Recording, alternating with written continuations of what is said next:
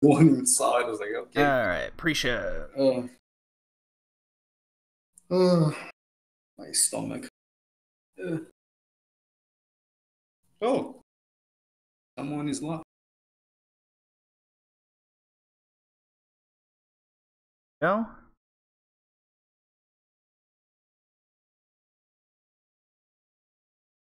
$60 FPS. What it's saying? No. 60 FPS of face moving. We are live. Oh no. Oh no. Oh no. So shall we talk about the Nazi news again? Yeah, dude. When you're talking about becoming a Nazi sympathizer, what are you talking about? That was very weird. Alright, YouTube's up. Let's see. Oh, I have a movie quest as well, so Ooh. Perfectly fitting because That'll I have be good for the intro. Movies to talk about. Periscope working? I don't know. Is it? I don't know. Well, I guess Yeah, we're it's stuck. working. Yeah, it's working. All right then. Not anything from any notification from Twitch. I got a notification from Twitch, Okay. so you're live. We're Well, live. at least you were live. Did you disable it? Did you turn it off again? Did not. No, I'm not on Twitch. I just received. Oh, then I guess I gotta go to Twitch's C, motherfucker. I just received a notification. JD is live there. We reached our whoa.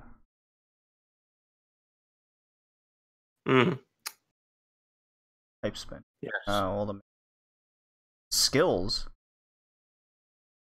Oh, this is cool. Yeah, I'm sure it is. Oh, blast confetti. Only you will see the first. What? Oh, cool. So Mixer apparently enforced a bunch of skills. Like they added a bunch of stuff that you can add to the streams, like confetti or emoji, like that. I hope it's one that's like fucking. Yay! We'll see. Oh, you know what? Let's see. Only you will see the first one. Okay.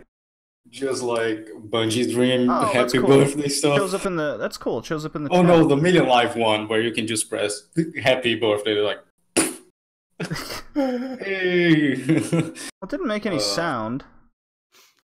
Oh, lame.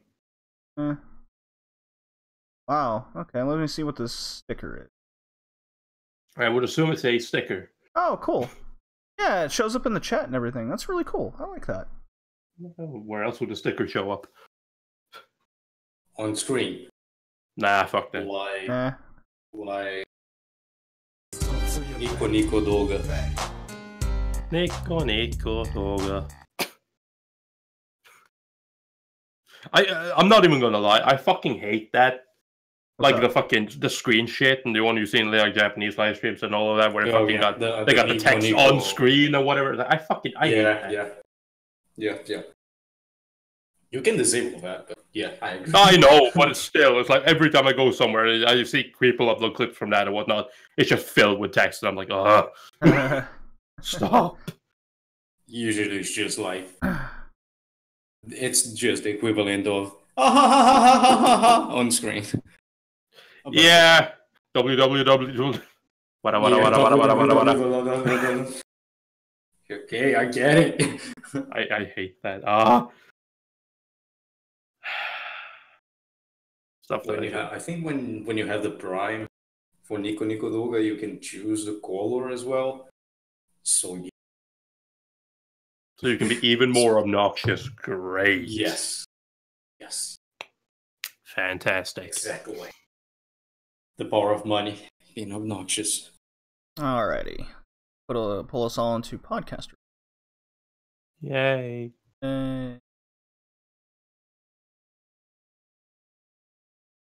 Oh shit, I'm sorry, Tori, for your family. Just realized that. They chose a great episode. We're gonna explain the greatness of lolicon. You guys have the agenda? Yeah. I do have the agenda. Excellent. Okay, cool. All right, let's get started then. Sure. Ready. Counting down. 3, 2, 1. Wait, hold on. Fucking I click record on everything. Yeah, just click. Just all you have to do is click X and then do it again. Yeah, I know. Yeah. I know how to do it. All right. 3, 2, 1, go.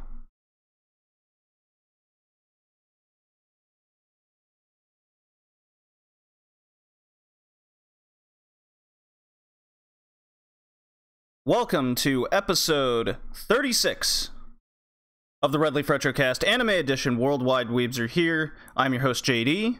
We have a super fun episode today.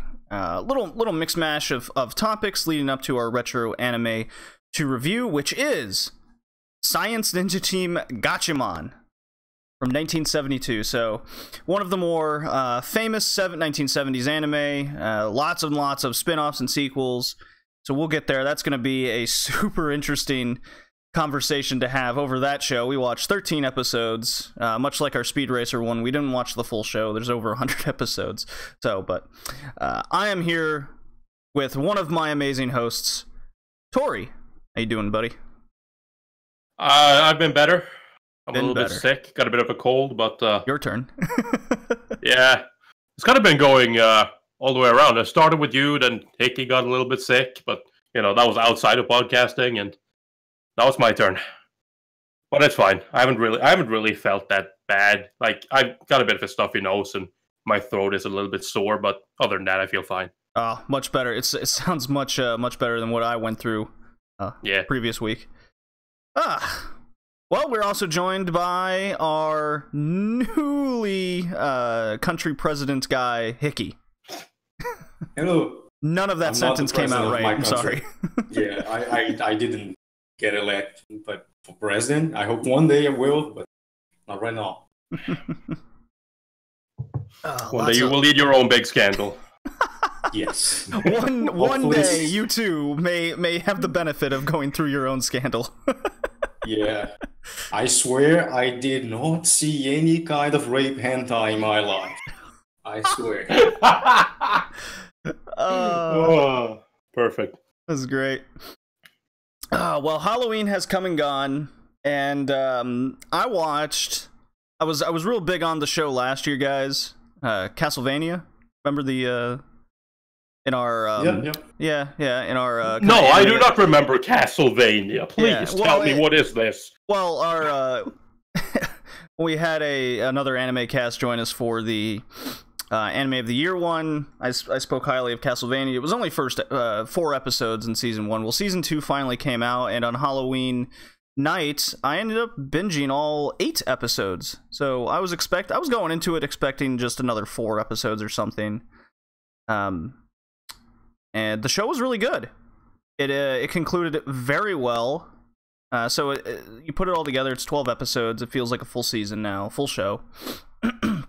The show got rave reviews, just universal enjoyment among even non-anime fans. Maybe the best video game adaptation. It's up there. It's definitely up there. Features some awesome action scenes between the 3 main characters fighting various monsters and vampires. What I was surprised with, there was a lot of political intrigue within the vampire ranks of Dracula and who he's gathered together, who he trusts. A lot of his ranks just arguing against each other and getting their own agenda. Really cool character, Carmilla, was the center of it all. So she's kind of like turning people to her side and has this nefarious plot to overthrow Dracula on the back end. It did get a little. It did fall into that maybe possibility of too much exposition at times, guys. But the writing and dialogue was very captivating in it. So I never like when they were saying words, the way they were phrasing it had that kind of old medieval type tone to it all, and the words they would use, and it came off like much better than I was expecting, especially considering the first 4 episodes in season 1 was a very much different tone. So and the show did quite a lot of show don't tell kind of moments, which surprised me. I wasn't expecting the show to get as deep as it did, for sure. So for a Halloween show, it was very fun to watch. I didn't feel bored once. Oh, did you guys know it even came out? No, I didn't. I didn't bother with the first Castlevania when that came out, so I don't really care about this one either. It was very enjoyable. I was very surprised. So, Hickey, did you watch Castlevania or even realize that season 2 even came out? Yeah, I realized season 2 is out. I watched the first season. It is great. But I haven't watched the second season yet. I need to finish some stuff more. Yeah, fair enough. Starting new things. Like just Rainbow like Gate. your Rainbow Gate. Yeah.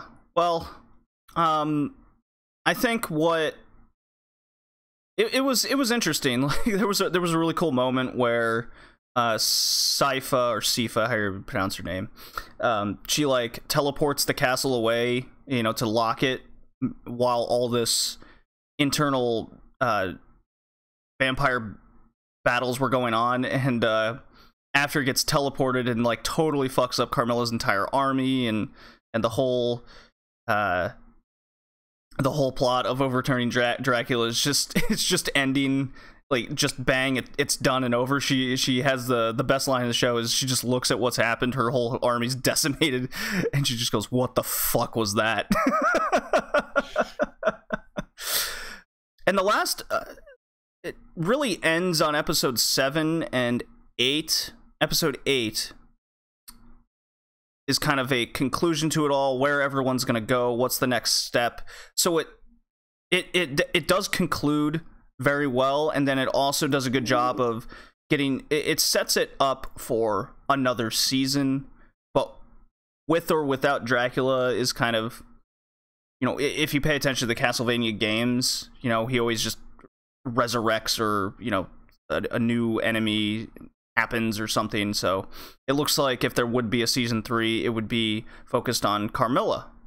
So if there would be, I wouldn't be opposed to a season 3. I mean, the show was very enjoyable. Corey, you've been watching some movies again, haven't you? I have. I didn't get to watch that many movies this time. I only got to watch 2.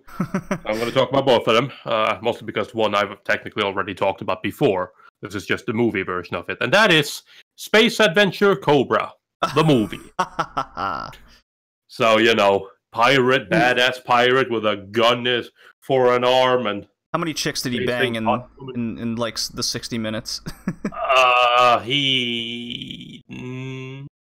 Technically no one. What? Blasphemous. I know. They didn't have time for that. He got flirty with... Whoa. Not time to have sex with alien chicks?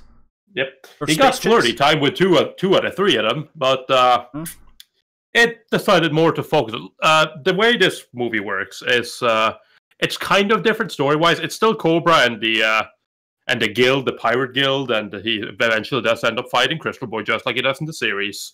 But it's kind of different in that it's more about the sisters from this planet, this rogue planet, or that is just traveling through space, and he is trying to get them all connected so that they can become the new queen. But Crystal Boy, the bad guy, he has one of them is controlling the mind of one of them, so she ends up killing the other sisters and becomes queen, and her plan is to smash their planet into the sun to destroy the galaxy.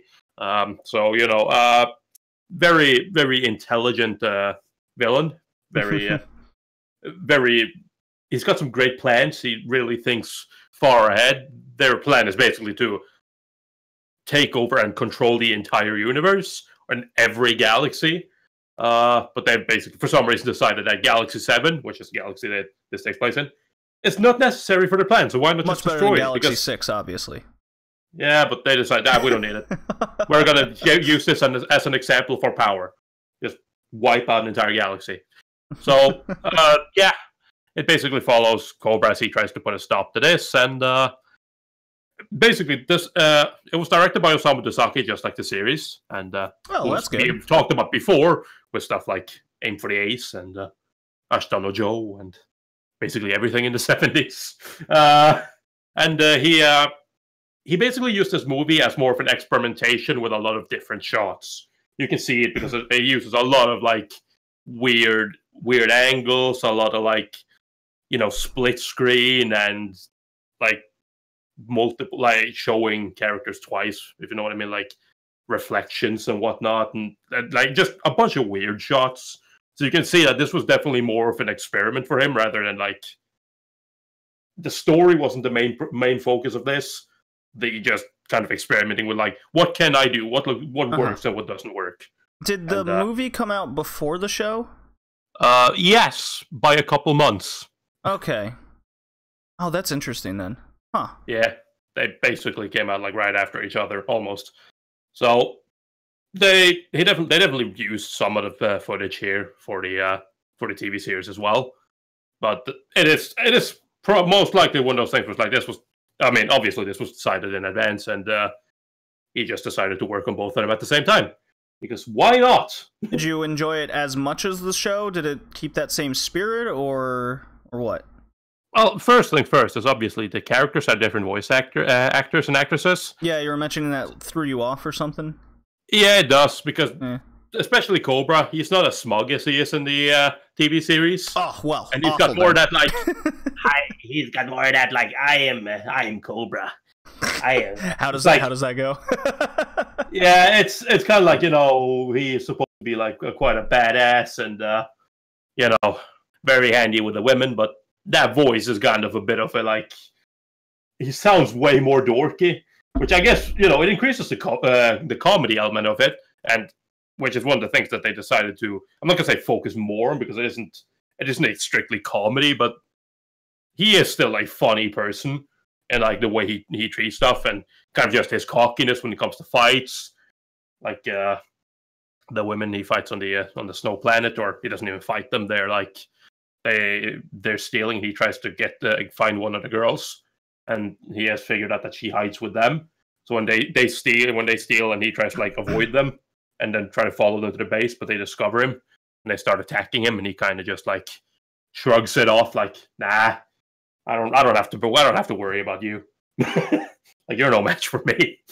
So he still got that, but with more of a nasally voice. I do like Space Adventure Cobra. I've only seen sporadic episodes. I even have the whole series on DVD. Yeah, the series is really good.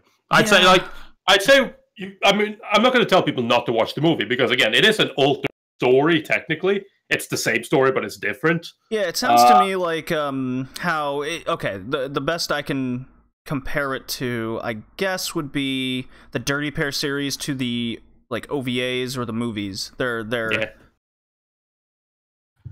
like that. Self-contained stories, more or less. So that's good to hear. Yeah.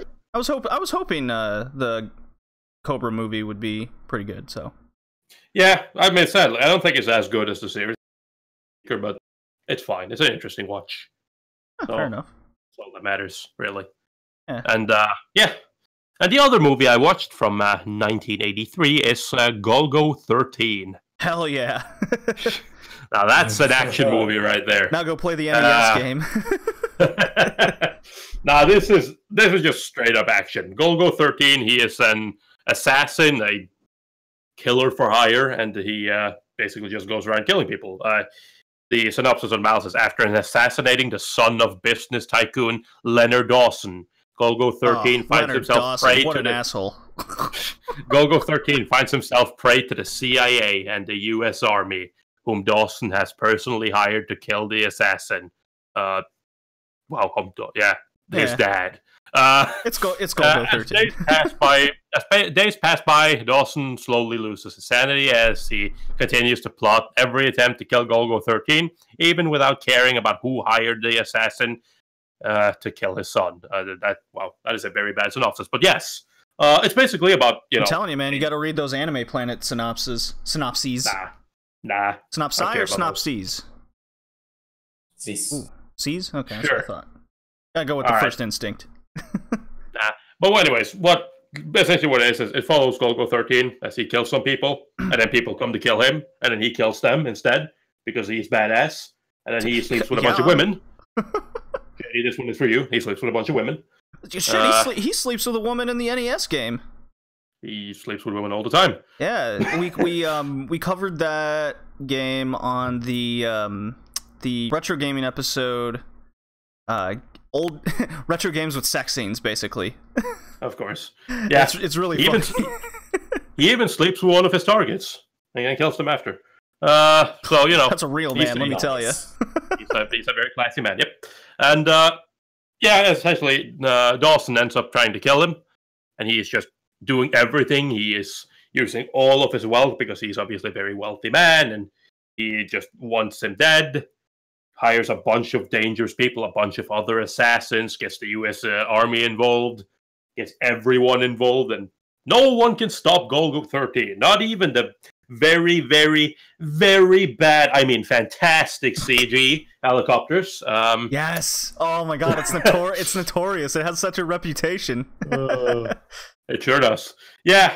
Nah, it's definitely one of the earliest examples of CG in anime. I think it was the first. I think we discussed that because I remember reading it was one of the pioneers of CG in anime.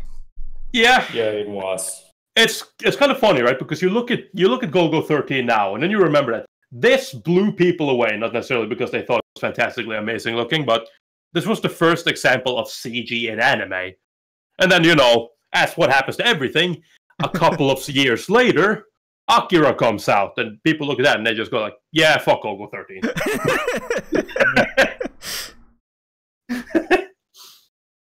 Golgo 13 looked bad, and the CG.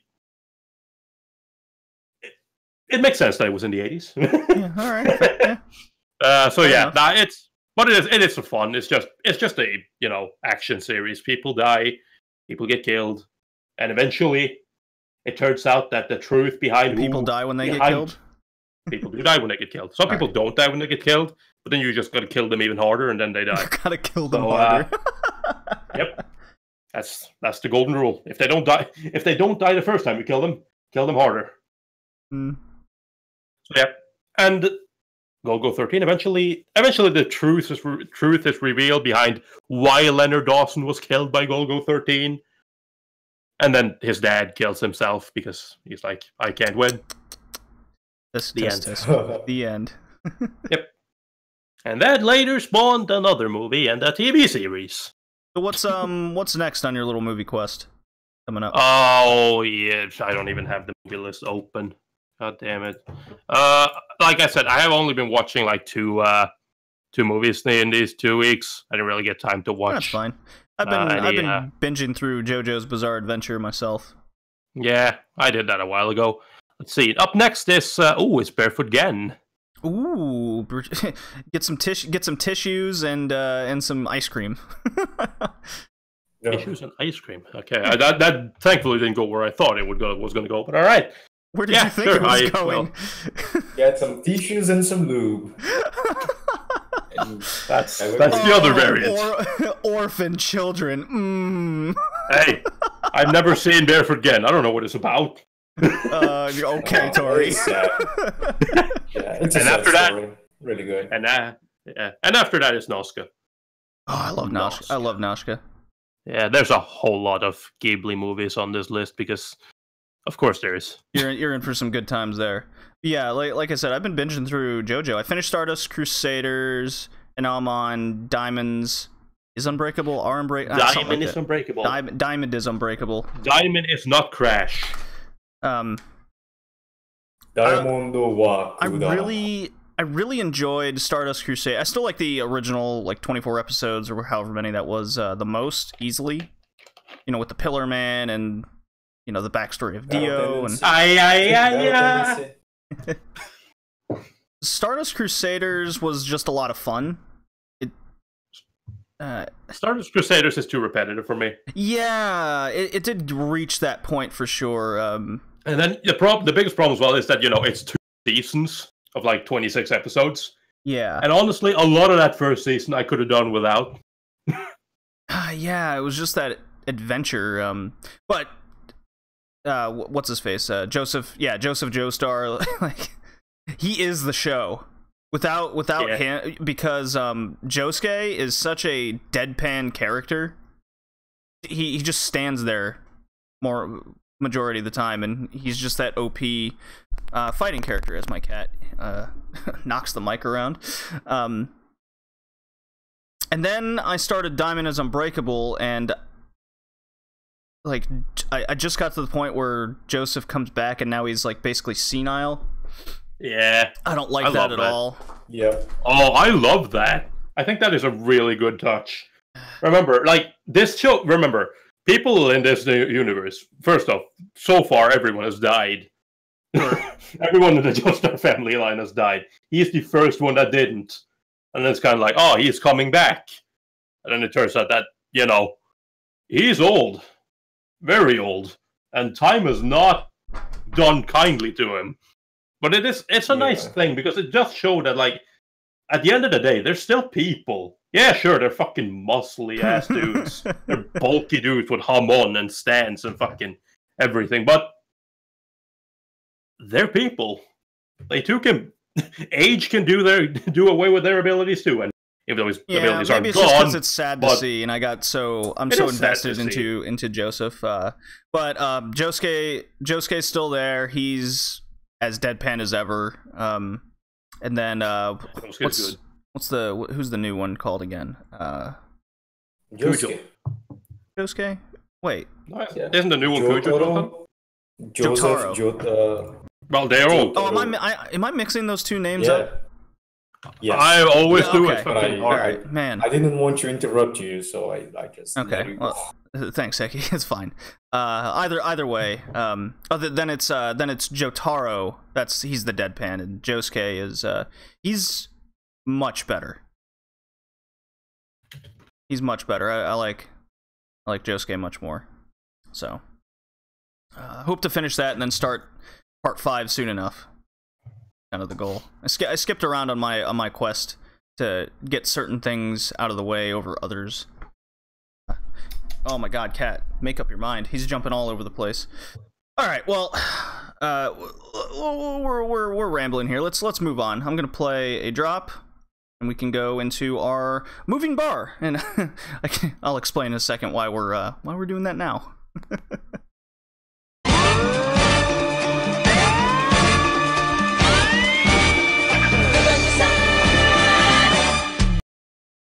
Alrighty, so moving bar outlook. As we do, we usually do this at the start of every season, but we kind of forgot about it, where these are new shows we want to highlight that we can possibly review for the show. That's how, and the rule is a show is up for review once it's 15 years to today's date. And we're going over fall 2003. And we each pick a show to highlight, and then just kind of discuss if we want to do it or not, and if any of you in the audience or those listening at home want us to review them, just let us know via Twitter at BowlingJD. You can bug Tori and Hickey on their Twitter, or Redleaf Retrocast Instagram, anything you want, anything to talk to us about. So the two standout shows from fall 2003 are definitely Full Metal Alchemist, the original series, and Tokyo Godfathers, the movie, which is Satoshi Kon, which we have discussed on the show already in the Satoshi Kon episode. Yeah.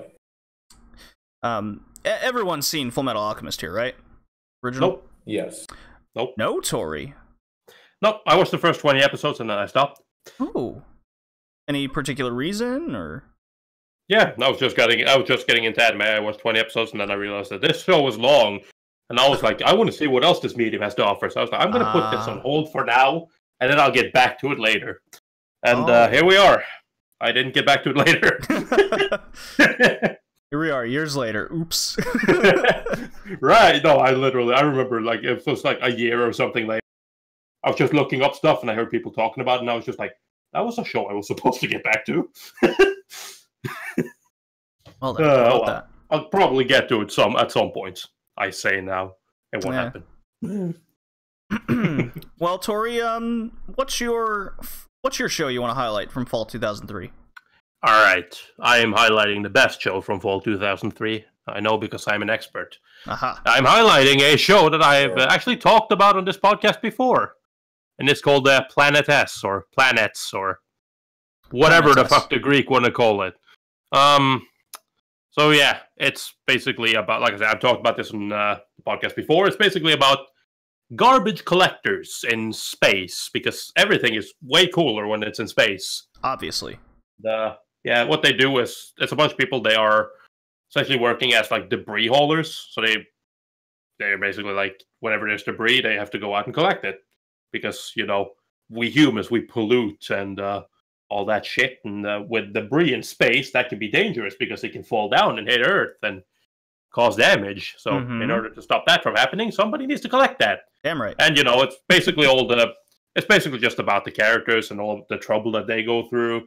All the corporate shit with people who are looking to maximize profit and don't really care about the debris. You know, it's basically about people who work like the worst job in the world, the one where everyone looks down at you like, your job isn't important, but technically it is very important.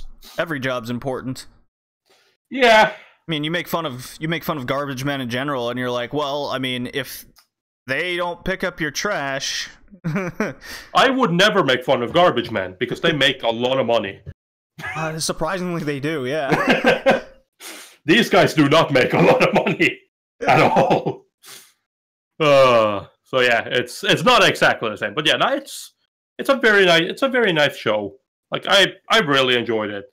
A bit of the characters I can see people getting a bit put off by the characters, especially I really Aitana, need to watch the show. The main female character. She is very, how do I put it? Her name is I, and she really represents that. She is all about love, and she can be a bit of a mouthful with the like, you don't even write a proper will, because, you know, they need to write wills before they go out, because they can die on their job. And she gets mad at one of her co-workers because he doesn't write a proper will. There's no love in it. There's no... And he's just like, give me a rest. I don't care about my family. I don't talk to my family anymore.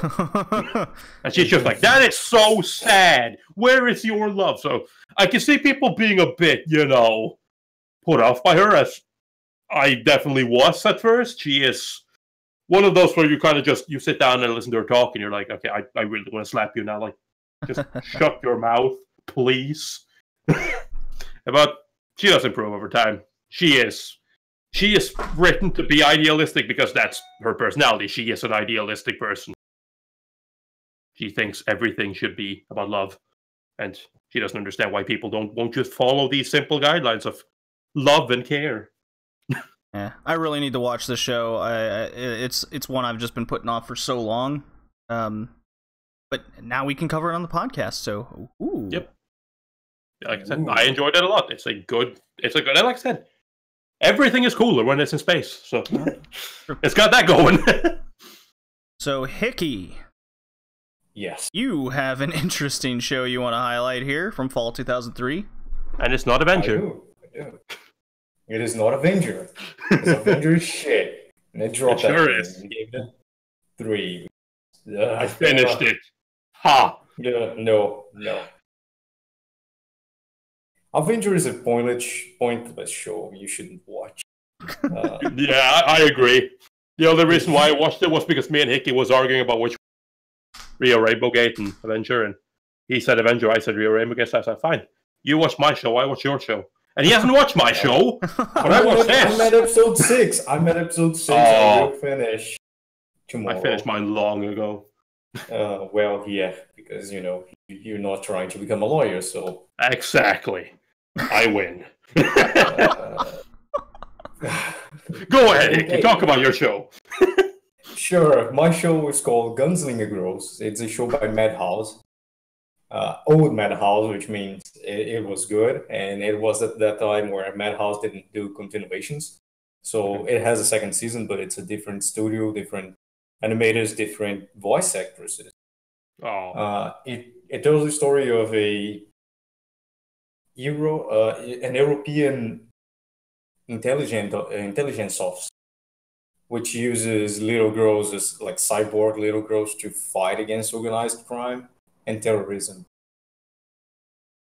Basically, what they do is they go around looking out for girls who were victims of violence, extreme violence, and they don't have any will to live anymore.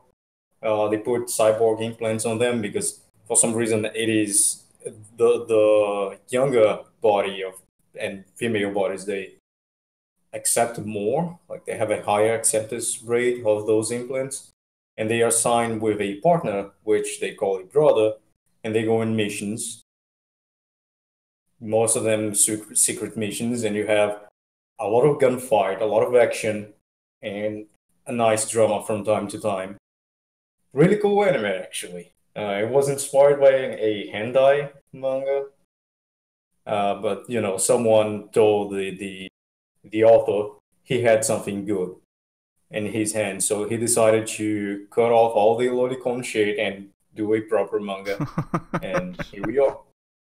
Also, one of the best openings of 2003, "The Light Before We Land" in English. That is just too great. I don't know, man. The Planet S opening is pretty good. I said one off. I don't know, man. I don't know if I can agree with you. I have this one.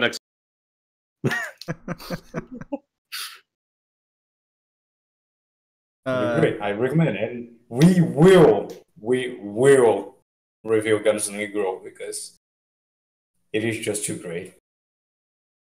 Be interesting to cover. Alrighty. Tori, have you seen Gunslinger Girl? I sure haven't. I've heard people talk about it forever. Okay. Alrighty, so on to me. My show. Yes, let's skip me. My show is also a Madhouse one because in this time frame, Madhouse pretty much did everything. This one's called Gungrave. Some based on a video game anime. So, I'm sensing a trend with you. Yeah, well. It follows two guys called Brandon Heat and Harry McDowell, and they end up joining essentially the mafia, and they work their way up until taking over, and it all focuses on one of them betraying another, and the other guy gets like reanimated to an extent, and that's where the show gets pretty wild. But the first half focused on their rise through the mafia up until that eventual betrayal, because you do see that coming. You're told right away. That's where the show is very good. So, yeah, there's not much else to say about it. A lot of gun battles, a lot of cool action. Mafia stuff's fun. Definitely. What is it in space? It is not in space, so it's not great. It's not cool. Spans 26 episodes. Not much else to say about that there. Yeah, I mean, it's Gungrave. Yeah, that's the moving bar. There was... Yeah, I'm watching Gungrave. It is fun. It was fun for a little while. When it gets to the future stuff, that's when it lost me. Should have gone into space. Should have gone into space. That's clearly what it was missing. Yeah, if it was by Trigger, would have ended up in space. No, this is what separates Gungrave from Cowboy Bebop. The lack of space, yeah. It could have been great, but no space. Oh man. Alrighty. Let's move on to our next topic. Another drop. Nice and quick.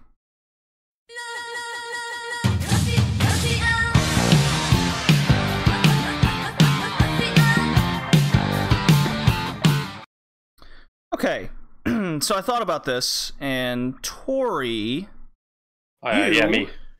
Have you're chugging along on the YouTube channel that you're making some videos. What are you working on here? Well, right now, what are you working on? So far I've only put out 3 videos. I've put out a video about Megalobox. I put out a video about what I'm watching and this season, and I put out a video kind of just talking about Japanese horror and horror anime and whatnot. And for the next video, I am working on a kind of like top 5 for it kind of serves as a promo for the podcast as well, as just top 5 retro anime that we have covered on the podcast according to the hosts. Yeah. So when you sprued that's not a word. When you put up the idea, Hickey and I were both fully behind you, and that gave, when I thought about it, how can we incorporate it into the podcast? I came up with the topic, top 3 retro anime you would recommend to new anime fans. So we each came up with 3, so 9 anime. Hopefully 9. Hopefully we all came up with 3 different ones. So let's do our first one, and we'll start with you, Tori. All right. The first one that I want to, I mean, it's always hard to recommend old animated. That's why it took a lot of thought. It took a lot of thought. Yeah, I didn't. I basically just went with shows that I think are worth watching, and I think people should check out. And the first one is the first podcast we ever did, Ashitano Joe. It is a just legendary sport anime, and just all around fantastic anime. It's obviously hard for people to watch due to visuals and limited animation, but it is just an absolutely fantastic story, and you'll see and it shows the groundwork of a lot of sports anime in the future. Also directed by Osamu Dezaki, because like I said, he did everything in the 70s. Like everything, yeah. He had a hand in everything, like Ashitano Joe, Aim for the Ace, Rose of Versailles, a lot of stuff. But anyways, it's a fantastic Ashitano Joe. And if you have, I mean, obviously new fans, but if you've ever seen Hajime no Ippo, you'll know that Hajime no Ippo has a lot of references to Ashitano Joe. I said it's highly inspired by it. Yeah, it's definitely one of those shows that affected an entire country. It's there's a whole culture behind it, behind the character Joe, and it's like you said, it was our first anime podcast episode we ever did. Means a lot to us as the hosts. So I wasn't there, so I don't care. Yeah. Anyway, shitty old anime. Well, I was there for like 30 minutes or so. Well, it doesn't matter. Okay. Simpler times a year and a half ago. Yeah. Oh, you bet. All right. Hickey, what is your first show you would recommend? My first show, it's something I would recommend for a newer fan, especially because of the story behind it. The group behind it, the story of the group behind it, which they are kind of important for manga and anime culture in general, which is Clamp. And the anime I have first is Chobits. Chobits, it tells the story of this... Chobits, yes. Really cool anime. I'll explain a little bit. It tells the story of this world where the computers, the PCs we have home, which in Japan they call it pasokon because abbreviation is fun, they have the format of an Android. So when you buy a computer, you don't buy that cabinet, you buy an actual doll. And how do you turn these dolls on? They have switches, but let me just...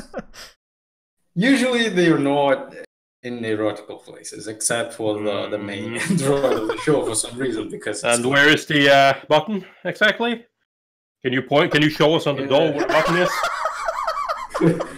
I don't want to talk about that. Okay. But anyway, we follow a guy called Hideki, and he wants a Pasocon. One day he's going home and he finds a doll, a Pasocon, on the trash. So, and it is very creepy because it looks like a person. So, it looks like a corpse thrown in the trash. So what he does is he carries her home and he's like, there's no power on button until he does what everyone would do with a Pasocon, let's be honest. And he turns her on. But she can't speak. The only thing she can say is Chi. So her name becomes Chi, and we follow the adventures of Hideki and Chi. You have a backstory and a secondary story behind how Chi went to the garbage and who she is and what she does. Very interesting. I would recommend that for a new fan because, first of all, it is not a shonen, but also not a shoujo. Mm-hmm. It's in that time period in the 2000s where you had the change between moe and very defined groups of anime. So it doesn't follow up the shonen, it doesn't follow the josei, it doesn't follow the shonen, but it's a mix of them. You have a little bit of erotism. It is an ecchi. So you have a little bit of that with the guy falling in love for with sure, it. yeah. Yeah, with the guy falling in love with the robot and all the things. It is also a Clamp show, and one of the best, in my opinion. Clamp was responsible for Sakura Card Captor, or what is the name of it? Oh, I forgot. No, a bunch of XXX Holic and Kobato. Blood A lot of good Sea. shows. Let's see, yeah, a bunch of good shows from the beginning of the 2000s. They are definitely part of the anime culture, and this one is a good one to start, especially with a more shoujo-esque anime and with a light, ecchi show. Definitely recommend for new fans. Also, it was one of the first ones I've watched, and I watched it in 240p quality. It was just the best. In 2003, 2004, something like that. Just the best.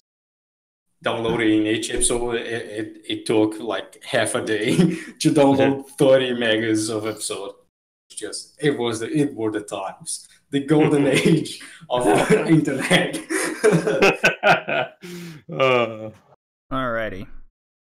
Well, my first one is Anne of Green Gables, and it's an anime from the 70s. It's Masterpiece Theater. We covered it on the podcast. One of my favorite shows we've reviewed on the podcast. And it just has that down-to-earth, real-life story and feeling to it. You really get invested in all the characters, and you start feeling a part of the family involved. It doesn't fall into the anime tropes, so for a new fan, it's something like even your parents would be able to. I really do. I think your parents would even be able to watch this. Oh, that's just in Japanese. Well, in Japanese, indeed. Definitely need subtitles. So, this it's the only show on the podcast that I hadn't seen prior that I've given a 10 out of 10.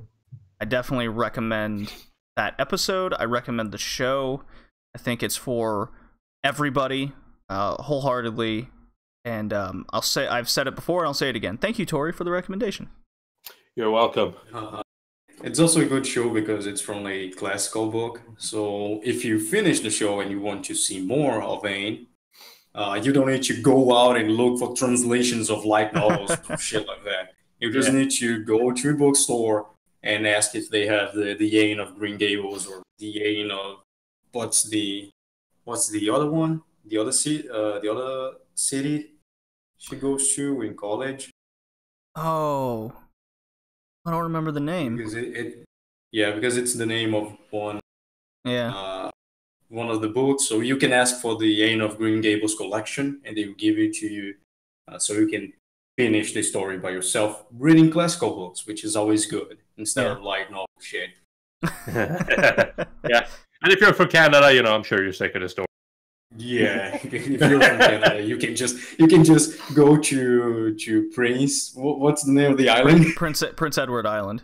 Yep. Yeah, Prince Edward Island, and they have the actual Green Gables there, so you can visit the museum. Yeah, one of the two provinces I haven't been in the entire country. Yeah, Anne of Green Gables. Just excuse me, Tori. You got to go on an anime pilgrimage, man. I will make it there someday. It's on my bucket list. So it's just following Anne and her story, going from going for an orphan girl to being adopted and then just slowly becoming part of the family and growing up. It's such a good story, such a good anime, great artwork, great music, just everything. No complaints about it at all. Fantastic stuff. So, Tori, what is your second one? My second one is another one we've covered on the podcast. Aha! See a theme. Yeah. Well, this one's pretty good. It's called Space Battleship Yamato. Ooh, I thought about putting that on mine, but I changed my mind. So did I. I didn't change my mind. I also thought about it. Space Battleship Yamato is it's a nice little space opera. Like, you're into fucking...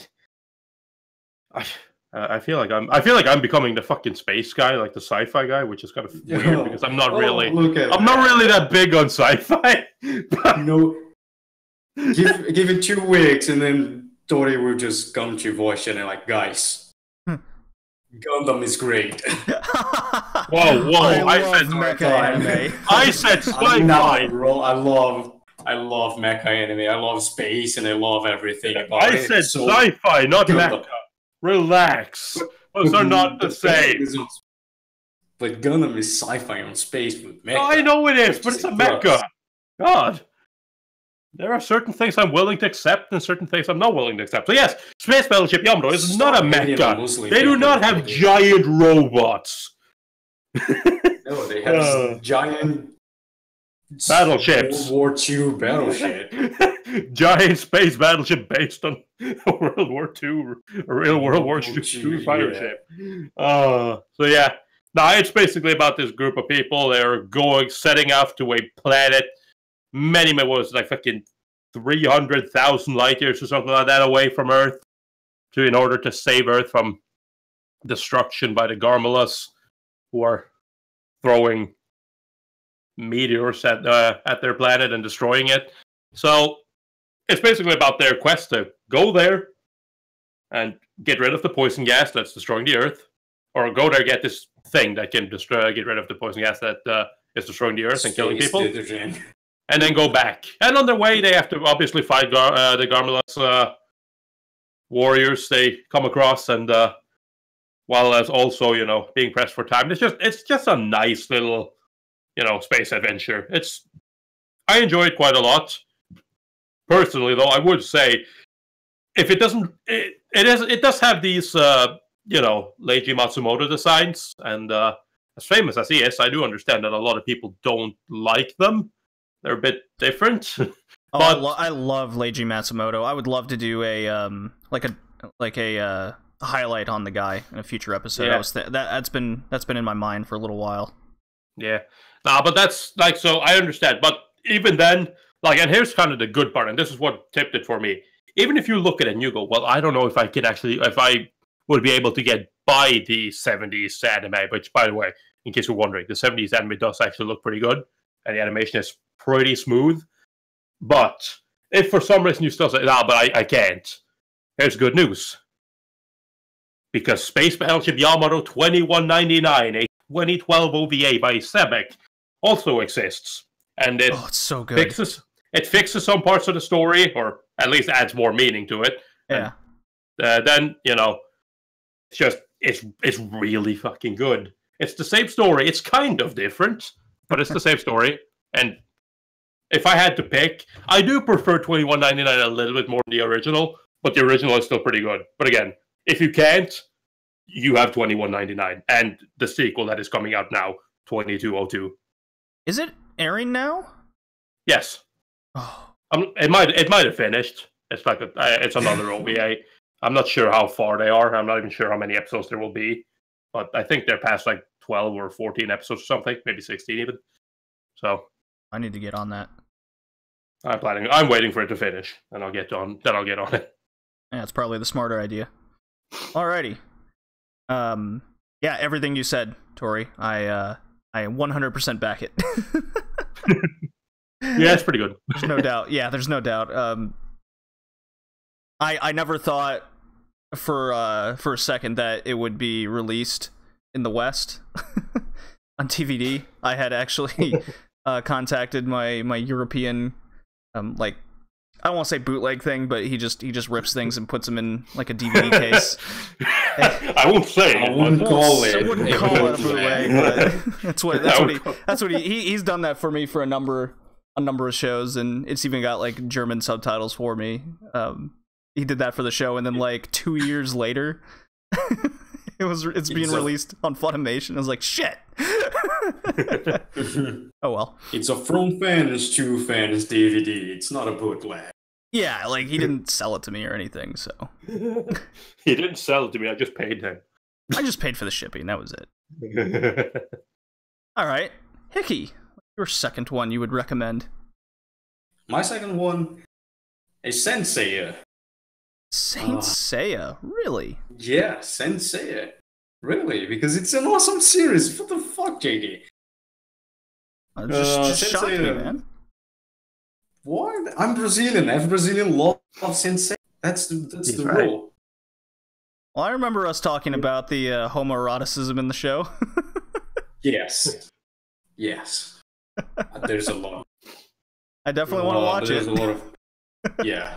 Let me heal let me hit you with the warmth of my body. Yeah, that scene. No matter the language, that thing is always very gay. Anyway, I'm being sincere here. Saint Seiya tells the story of the warriors of Athena, the group of young men who are chosen to fight to protect Athena. And every generation, a new Athena is chosen and new warriors are chosen. So this one, we are looking at the adventures of Seiya, the warrior of Pegasus, and his foes as he tries to defend Athena. It went from 1986 to 1989. In Brazil, it got a bunch of re-airs until 2004, if I'm not mistaken. So that's why I saw it as when I was a kid, and it's just awesome. The attacks, the energy of the show, the animation is quite good for a 114 episode show. You have very serious stuff, some homoerotic stuff. It's got something for everybody.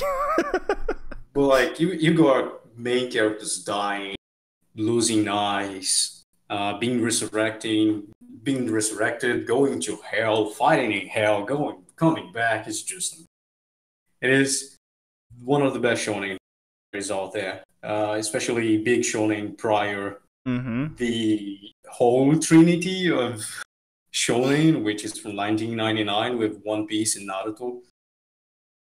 So definitely a watch.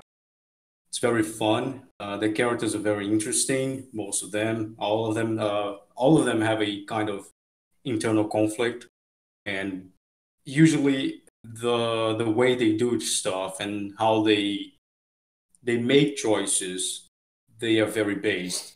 So you don't have that feeling of this doesn't make sense. Why this character is doing that?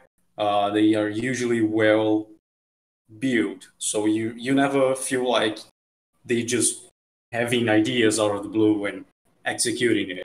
Everything is very based and very interesting to watch. And that's why you should watch it. On my want-to-watch list, that's for sure. I eventually want to cover the show on the podcast. I think it's on. Yeah, I think it's on the review list. Awesome. I look forward to that. It's on the review, like the first 25, 26 episodes. We should definitely take that off the list. Wow, that was a recommendation, by the way. Oh, well, sucks to that person. Well, I'm still best host. Moving on, JD, please. Yeah, all right. I'll move this along. I also picked another show from the 80s. Something we haven't discussed on the podcast yet through various means, but it is Super Dimension Fortress Macross. And I picked this for I wanted to get one from each decade, basically 70s, 80s, 90s. So that'll kind of hint to what my third pick is. But Macross, I picked this for the alien, the space battles. Obviously, because it's in space, that means it's better. Yep, that's true. Yep, and it's got simple enough be it plot twists, character twists. In the show for everyone to follow. It's got your idol type character. Your tune us in space. That's right. Tune us in space. And the story, it was one of the earliest examples, at least that I can remember watching, where I was engrossed with the I watched Yamato, and then later I watched Macross.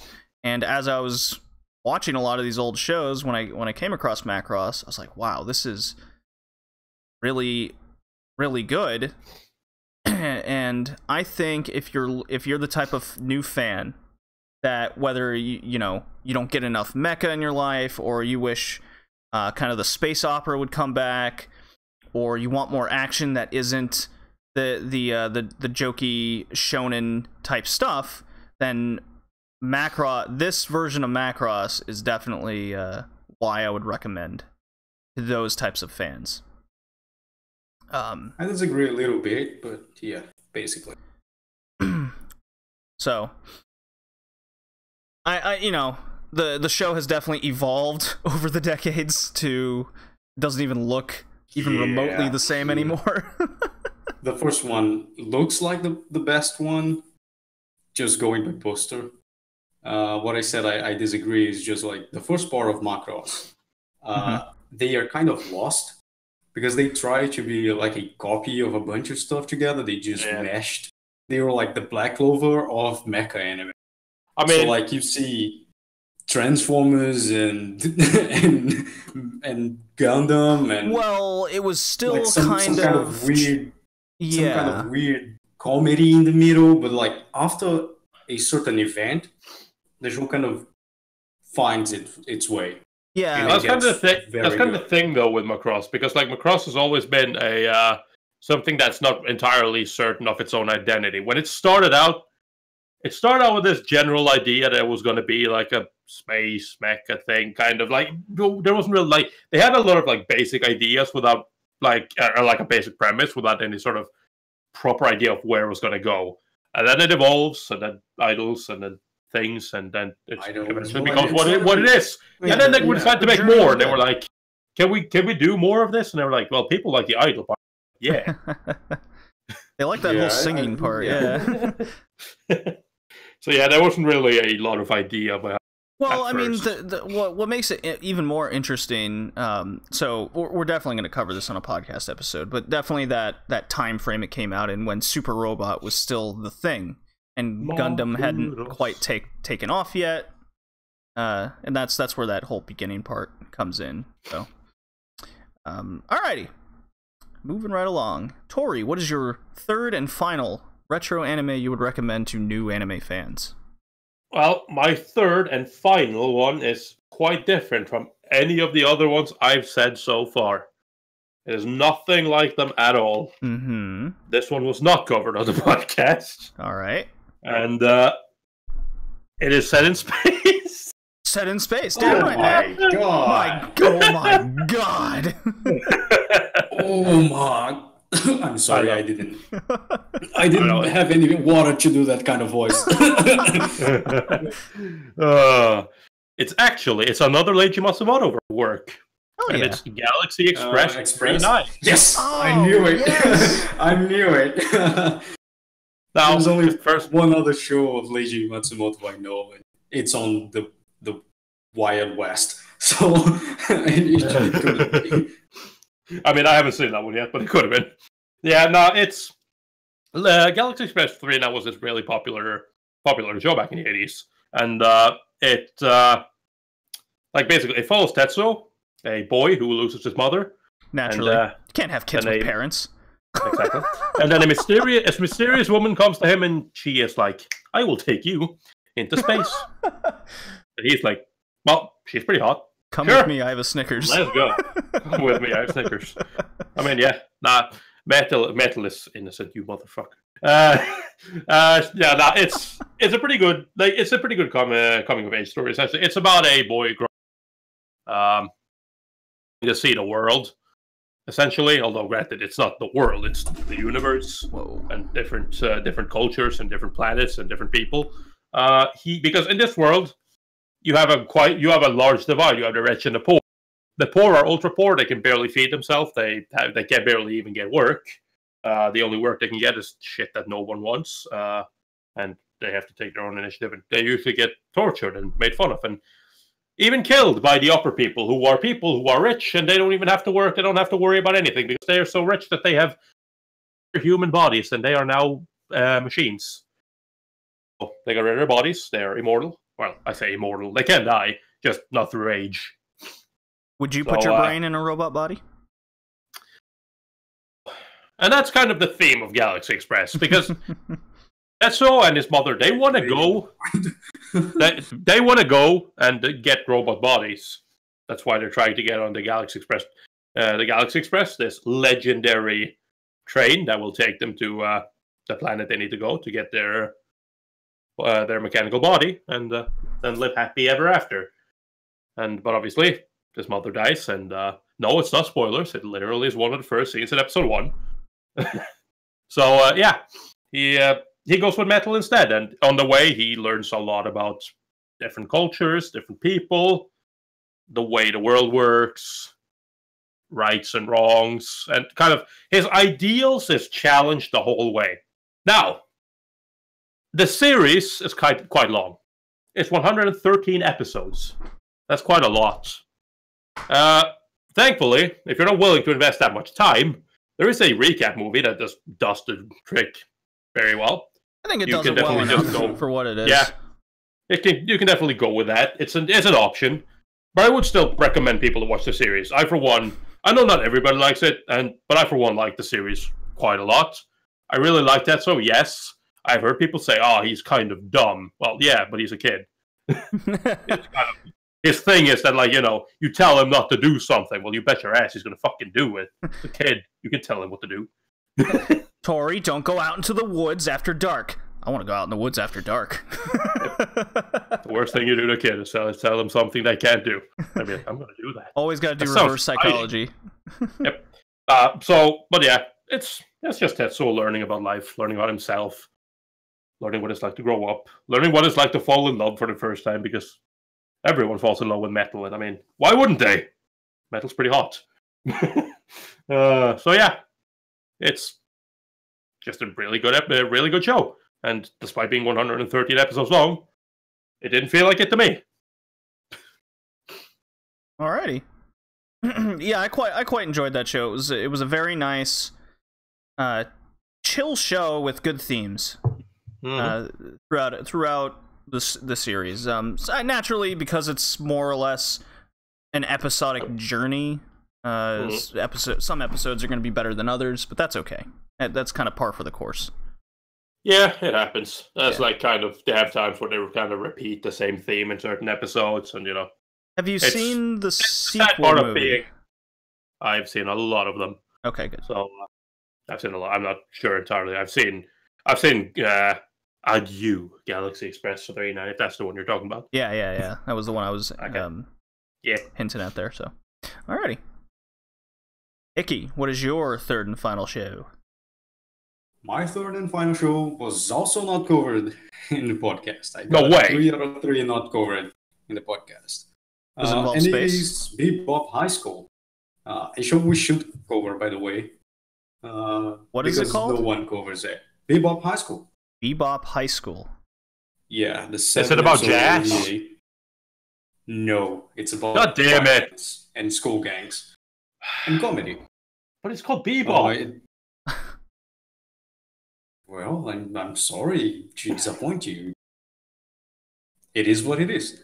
It follows the story of Hiroshi and Toru, their friends, and basically it's 7 episodes of them getting mad at people, going on fights, fighting with gangs, and trying to bang someone.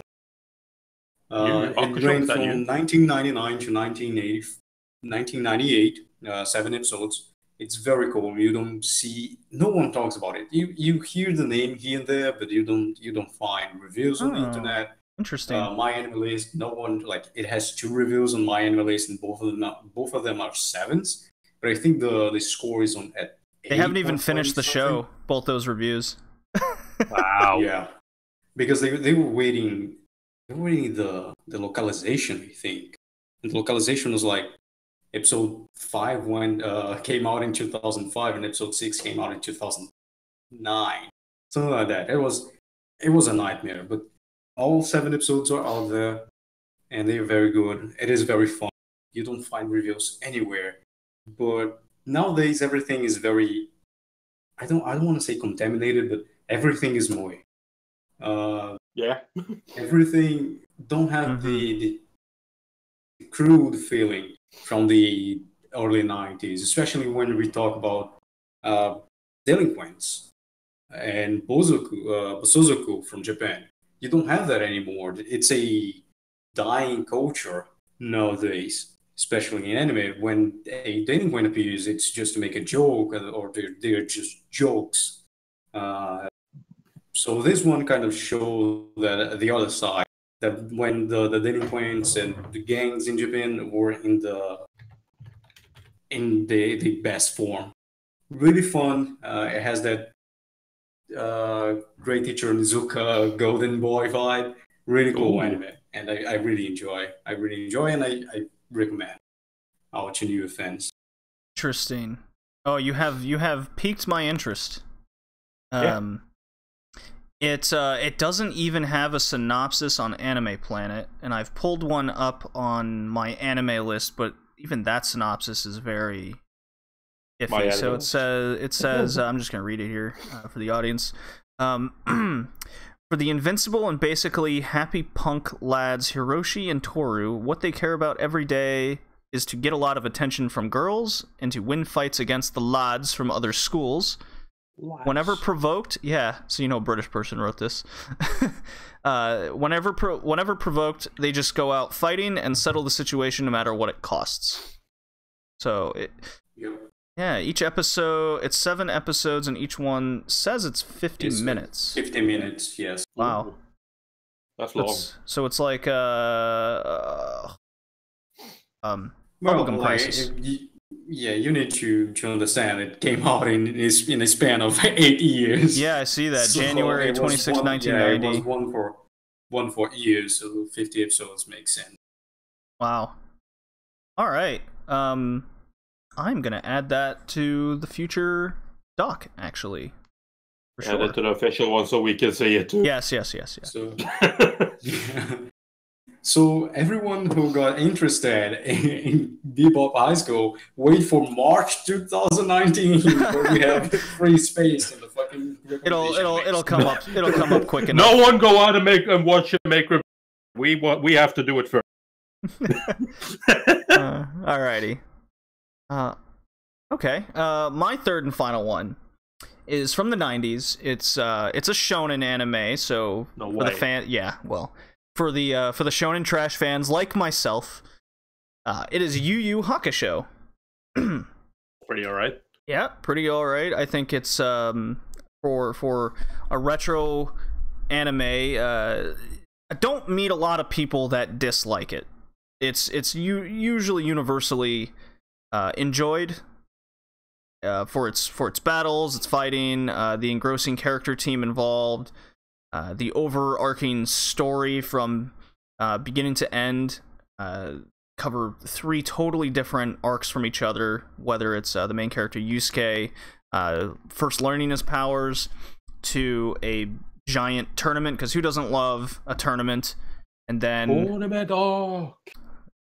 Yeah, it's a very good tournament arc, I think. And then it goes on. It goes way off the rails and kind of goes to a demon world, and they have battles there with new enemies and powers. So the show reinvents itself a number of times over to really change things up and keep it fresh. Which you don't get. You don't get that in a lot of shonen shows. Usually just keeps their same formula and team, you know? Yep. Well, and sadly, it didn't end. Yeah. Yu Yu Hakusho has the basics of shonen nowadays. Yeah. You see the structure of Yu Yu Hakusho repeating itself in a lot of animes, just like My Hero Academia and Black Clover. Mm-hmm. It was one of the first to have this tournament arc structure in the middle of it. Mm-hmm. And I think it's considered the best and arc. It's up there. It's up there. A lot of people do. I disagree. That's fine. You disagree. Which one is the best one then? Oh, you know which one is the best one. Black Clover. Gotcha. That is not that. Well, yeah, Black Clover. Yeah. No, I don't watch Black Clover. Fuck that. I prefer the My Hero Academia tournament over the Yu Yu Hakusho tournament. The Yu Yu Hakusho tournament yeah, no, I don't feel like watching little kids beating up each other. I do. I like it. It's pretty good. Pretty enjoyable. It's pretty fun. I do that on a regular anyway. I mean, what? You beat up kids on a regular basis? No, I watch them beat each other up. God, I'm not a monster, okay. JD. You know, I just throw money down. I usually bet on them. You know, whatever. I'm not a monster. I'm not a monster. I just don't stop them. All right. Well, that was a super fun topic. It flowed well. I liked it. Look forward to my video on this. Yeah, and all of Tori's YouTube channel is in the description of every episode from now on, so you can find his YouTube channel much easier now. For some reason, it's kind of difficult at times. I don't know why. Why is that, Tori? Well, it's because, I mean, you can find it if you go to like youtube.com/user/xtraprox, which is an old name I registered with like way back, and for some reason I can't change it until I gain a certain amount of subscribers, and I can then put in a custom URL. So I can't wait to hopefully be able to do that. Alrighty. Well, we've reached that point where it's time to go into our retro anime review. Yay! Woo! I want to live! Take me with you! Take me away from here! Okay. So, this episode, we're going back to the 70s, boys. It is Scientific Ninja Team Gatchaman. Gatchaman. Yeah. That's from Gatchaman Cross, not for this one. It is. It is, but for some reason that's just like that's the Gatchaman theme. That's the fucking Gatchaman. It's fucking we became Pavlov dogs with Gatchaman Cross. Every time we hear Gatchaman, the first thing we need to do is just sing Gatchaman. Alrighty, as I'm pulling up all the My Anime list and wow, you didn't do that already? Well, God. I've been switching between, so God, JD. All right, got the Anime Planet one and the My Anime List one up.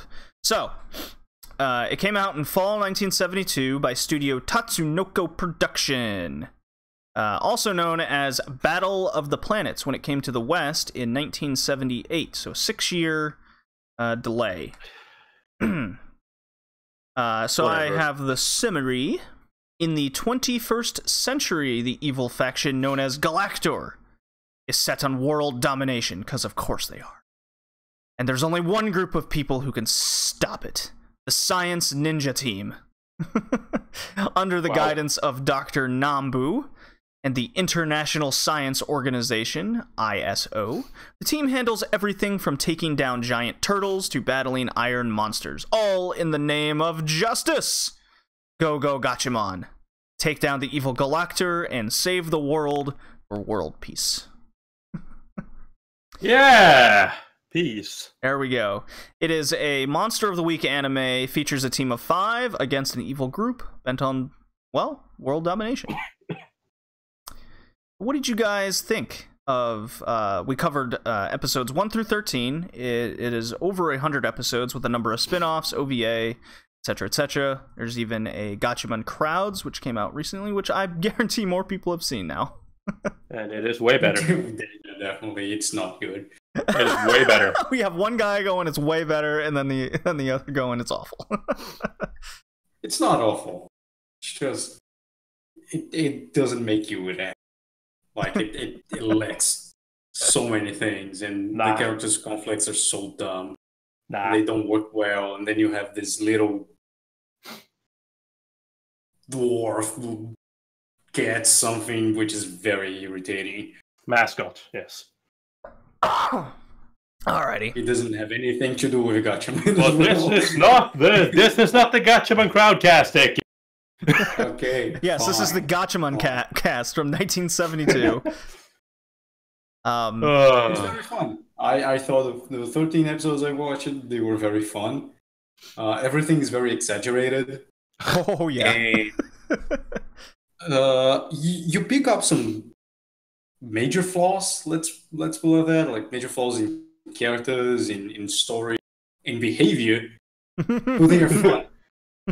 They are actually fun. Yeah, so I really like I really like that old fucking that old sense of justice thing where it's kind of, justice makes right. I'd say that's probably the best way of describing this. Yeah, if you are in the justice side, you can do anything. From killing indiscriminately people to exploding a fucking nuclear reactor. To fucking bombing your own city. But don't worry, we are just trying to take out the enemy. It's fine.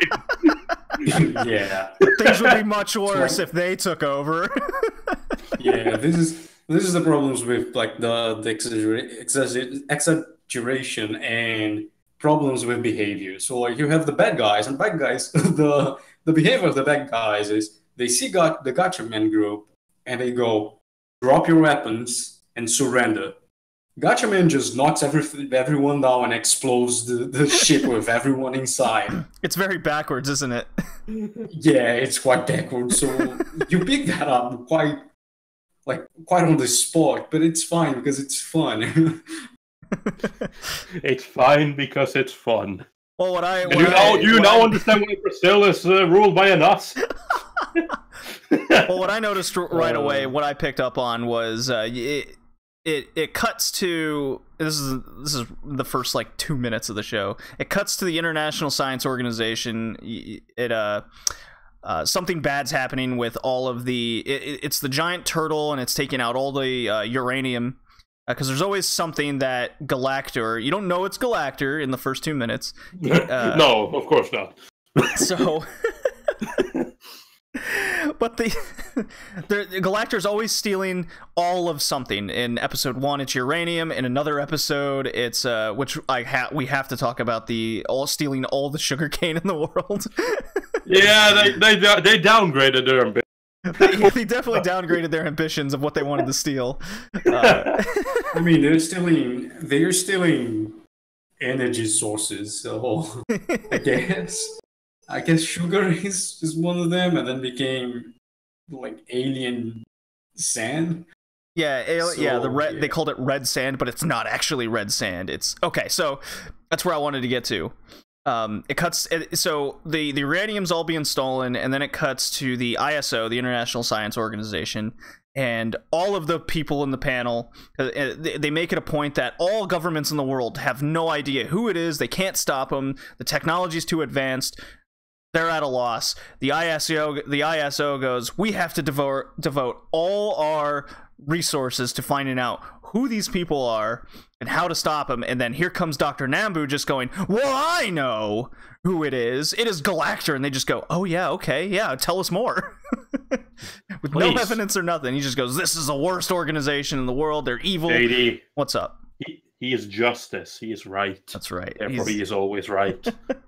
and it's just so happens that he also has a team of 5 that and they're all like orphans or no, one of them isn't. 4 out of the 5 are orphans, and he pretty much raised them, or he just took them from an orphanage. It's like, you're joining my ragtag group of people to use all of my science stuff to face this one. It's just like, okay, I guess we're in this. Let's do it. You know what's really funny about that? You remember when they tried to define what makes evil? They said what makes evil are people but the bad people are the people who take people and force them to fight in a war they're not even a part of. Oh, wasn't that wasn't that Jinpei who said that, the kid? Yeah, it was Jinpei. Yep. And cue the Gatchaman team. A bunch of orphans that were forced into a war they're no part of. Yeah, really fun. It's like, well, clearly he knows what he's talking about, so. It's so hilarious. I hope when the people who were making this, were writing this, they were like, should we really do this? This is kind of dumb. No shit, Sherlock. I noticed a lot of the characters, they didn't have, like, the Team Gatchaman didn't have guns. They had, like, yo-yo weapons. Yo-yos. Badaran! Fucking boomerang. Yeah, and it functioned the same as the yo-yo that everyone else had, pretty much. Only so one had I found one that had a grappling fucking gun, and the other one had the boomerang. Yeah. It could fly at some point, but then it didn't work 100% of the time. They could fly when it was convenient. They like jumped and because of their, I guess, the suits they were wearing, that gave them super ninja abilities. Well, yeah. Is that how they made sense of it? They only flew when Ken or Gatchaman was like, "Group, fly!" Yeah. So, like when they try in the sugarcane episode where they're like almost falling in a, it's not a lava pit, but like it's a melted sugar pit.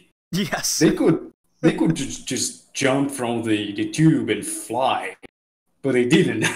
Yeah. So like I was like, you can fly. Why didn't you just fly out of the fucking tube? No, because strategy and drama, I guess. Yep. So Abilities only work half the time. Yeah. So I have the main cast here and who they are. So for the audience, I'll just go through them really quick. You have all of the Science Ninja team, the team of 5. They're all dressed up as birds, for reasons. And the whole theme of Gatchaman is they're birds. They're in a plane, a super plane called the God Phoenix, because of course it is. and it Legos itself together to make the God Phoenix. All of them have the individual planes themselves. So you have Ken, you have Ken the Eagle. He's the team leader.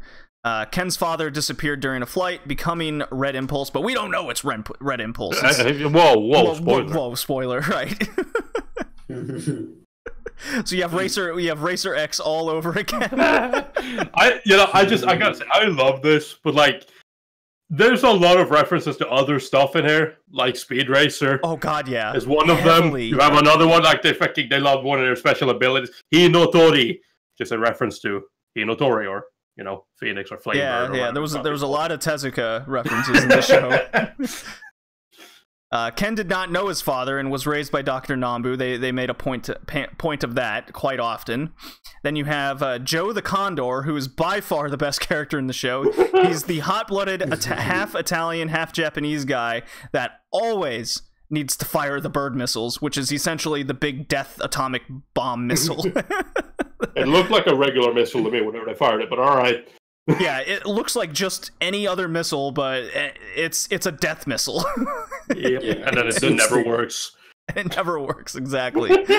And they just so happen they don't have just one of them. It's not like an ace in the hole type thing. They have a whole stockpile of these things. Well, I mean, it's the only weapon they have in the fucking thing. So it's not well built. It's not a well built plane. No shit! They need all the fucking vehicles attached to their fucking weapon. I mean, if for some reason they lose one of their vehicles, they're useless. They can't do anything anymore. The other characters are June the Swan. She's your smart female character. She knows all the electronic science type stuff. She's the only one that's capable of doing that, apparently. I love that. I love that fucking 70s, like, oh, the computer genius. Well, what do? Well, let's open the panel. Oh, cool. Hold on. Click the red button. Yeah, that's it. There we go. Yeah, logic. Let's see here. Well, there was a good moment where, I'll just talk. Here we go. Ryu the L. He's the dumpy, simple big dude that pilots all the aircrafts. And his shining moment was definitely they have to destroy. They're in one of the monsters because that's one of the robot monsters, as they do. And he's got like a lead pipe or something. I can't quite remember what he had, but he's just banging away at the. It's a what? It's a hammer. Yeah, it's the cockroach episode. Yes, with the sugarcane. Yeah, it's same episode. He's hitting a nuclear reactor with a fucking hammer. Like, it's cool, guys. I got this. Don't worry about it. I was like, you're gonna kill everyone. I love it though. They're telling that too. They're like, stop. I love it. Come on, I love it. You gotta love it though. Everyone, regardless of what happens. They love it. Will die in that situation as well.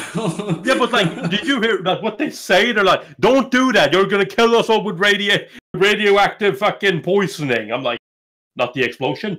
Yeah, exactly. The explosion will kill you. And June just came in and just like, this is how you do it. She just it's not breaking things that you're gonna like disable this robot. So she breaks the fucking panel and rips some wire and closes it. I was like, well then, I think that is also considering breaking this shit, but that's okay. Yeah, for a show that has science in its title, it doesn't have a lot of logic with its science. It's really funny. And science transformation. And the last character is Jinpai. Jinpai the Swallow. He's the tiny kid comic relief type character. He just kind of like pops in every now. They always tell him to stay behind, and then he just goes, "Yeah, you needed me after all, didn't you?" Always. So then you have Dr. Nambu, the science boss of Gatchaman. He always seems to knows everything to kickstart every episode. It's just kind of the formula the show goes by. It's just, here's Dr. Nambu. All right, all the sugar cane's being stolen because of this reason, and here's the bot. This is how you need to go take it down. Go Gatchaman, and that's the formula. So fair enough. Then you have finally you have Galactor. They steal a thing every episode with a new giant Godzilla-like monster, and it's led by Leader X. So very original name there. Leader X. Yeah, and as far as we can tell, he's like an alien that wants to take over the Earth. So that's a thing. And he's got his major generals. Through the first 13 episodes, it focused on Berg Katz, a subgeneral of Galactor. And this character was interesting for a couple reasons. They make a point that Berg Katz has a high IQ, like over 200 or whatever. Is a genius escape artist, which always involves bombs, which I found funny, and can shift genders at will, like it's its secret ability. So at times we'll see Berg Katz as a male, and other times as a female with a more slender face and lipstick and whatnot. So that was a bit fascinating, to be honest. He is He's a character. Yeah, gender bending character in the 70s, so I wasn't expecting that. He's an even bigger character in Gatchaman Crowds. Oh, comes back, does he? That is she? Oh, he does not only come back.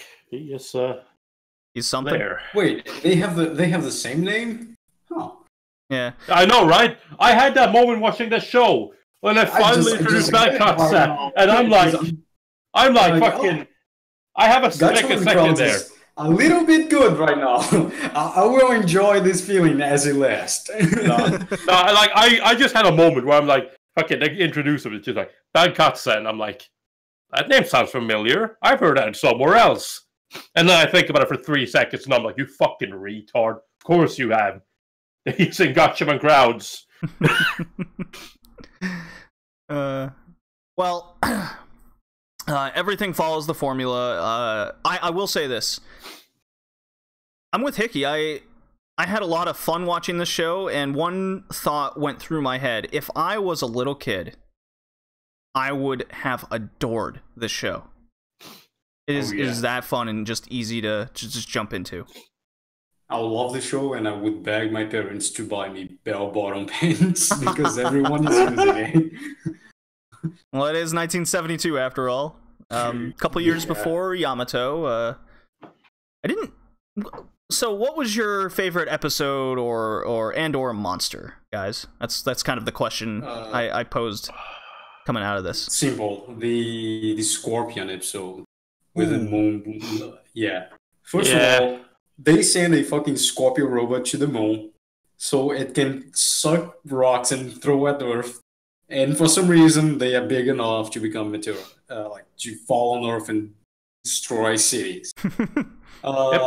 They have fucking awesome technology, and they some episodes prior to that one, they had that extreme awesome and modern plane competition. But the space rocket they use, it's a fucking Soyuz Soviet spaceship to go to the moon. Not only that, the space mission is called Space Rocket.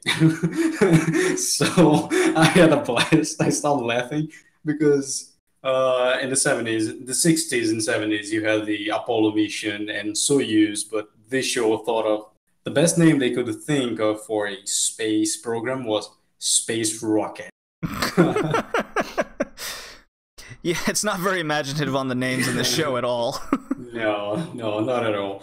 So, like, you have a bunch of bird missiles, and it was the first time the Red Impulse was introduced as well. So it's a very fun episode, and I really enjoyed it. Was it the first Red Impulse episode? Because the Scorpion goes back to Earth, and they try to attack it. I'm safe. But I know, but I don't think it's the first time Red Impulse appeared. The first time Red Impulse appeared was the underwater thing. Yeah, the ghost fleet from hell. Yeah. So my mistake. I thought they appeared in that episode. But anyway, still, it is fun. Everyone is dying, and the city's on flame. There's a huge monster in the middle of it, and Dr. Number will just go, "No, you need to find the base. Don't worry about defeating the robot. We're gonna be fine. Once you defeat the robot, everyone's gonna be fine." And then they find the base, and there's the computer to control the Scorpion, and Joe gets a fucking submachine gun and blow the shit up so it can stop. Very 70s. Really cool episode. I really enjoyed it. Yeah, I agree. I think that was one of the better ones.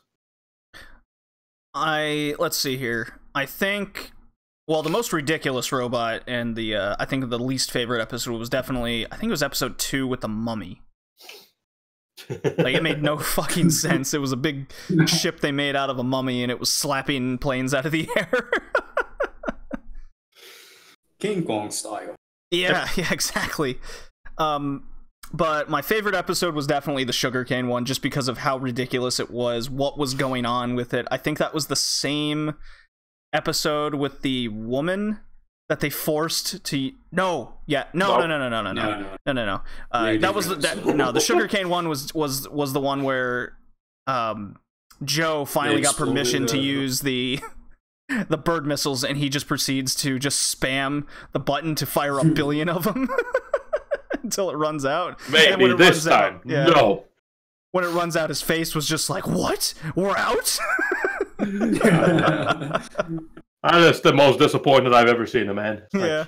Wait, we have a limited supply of missiles? No way. What a shitty plane. And then yeah. There was a good little screenshot where it's right at the beginning where they go, all the sugar canes being stolen, and they proceed to explain why this is so bad, and it cuts to a screenshot of children with closed buildings are closed, and they're like all upset and clamoring to the closed buildings because now they can't get their candy. At the beginning of the episode, when Ryu goes around in panic because they're stealing sugarcane, and he bumps into Jinpei and June, and they're buying cake. So they go away, and a bunch of children just come in and say, "Look, cake! The cake is in the fucking ground, smashed!" And the kids just jump in and start eating the cake from the ground. So funny. Okay. You know what I like that they just before that scene, they've already said, "Yep," and just like there, every store's fucking sugar supply had run out. There was no more. Yeah, it was then we immediate. cut to them come and be like, "Oh, we bought candy." Wait, what? But they just said they run out. Where did you get this from? The black market? So that was by far my favorite episode because of just the ridiculous levels of what was happening. It was definitely the grandest of crazy for Gatchaman.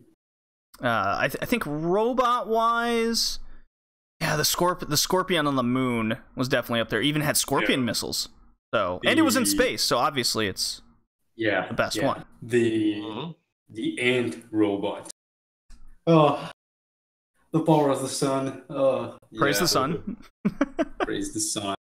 But I guess my favorite scene will be the revenge scene. That thing was just too good. Child abused and everything. Nothing says fucking justice as you taking somebody who's lost their father because of Galactor. You take them on board your plane and go "You will get revenge on the people who killed your dad." And she said, "I don't know." She said, "You will. Now fire the missile at them."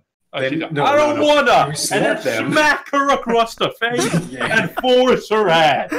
And go "There. Now you got revenge." Feel better now? Justice.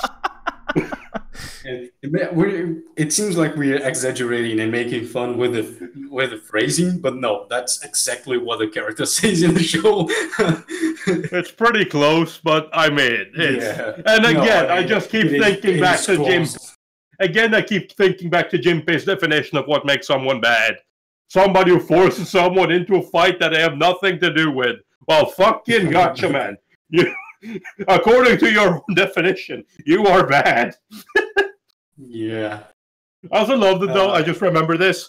If you remember in the beginning, the first episode, when they introduced the Gatchaman team, the thing that they talk about, this team of 5 people, sometimes 1, sometimes 5 people who are work under under Dr. Nambu and follow his every order without question and fail, because if they don't, they will be gotten rid of.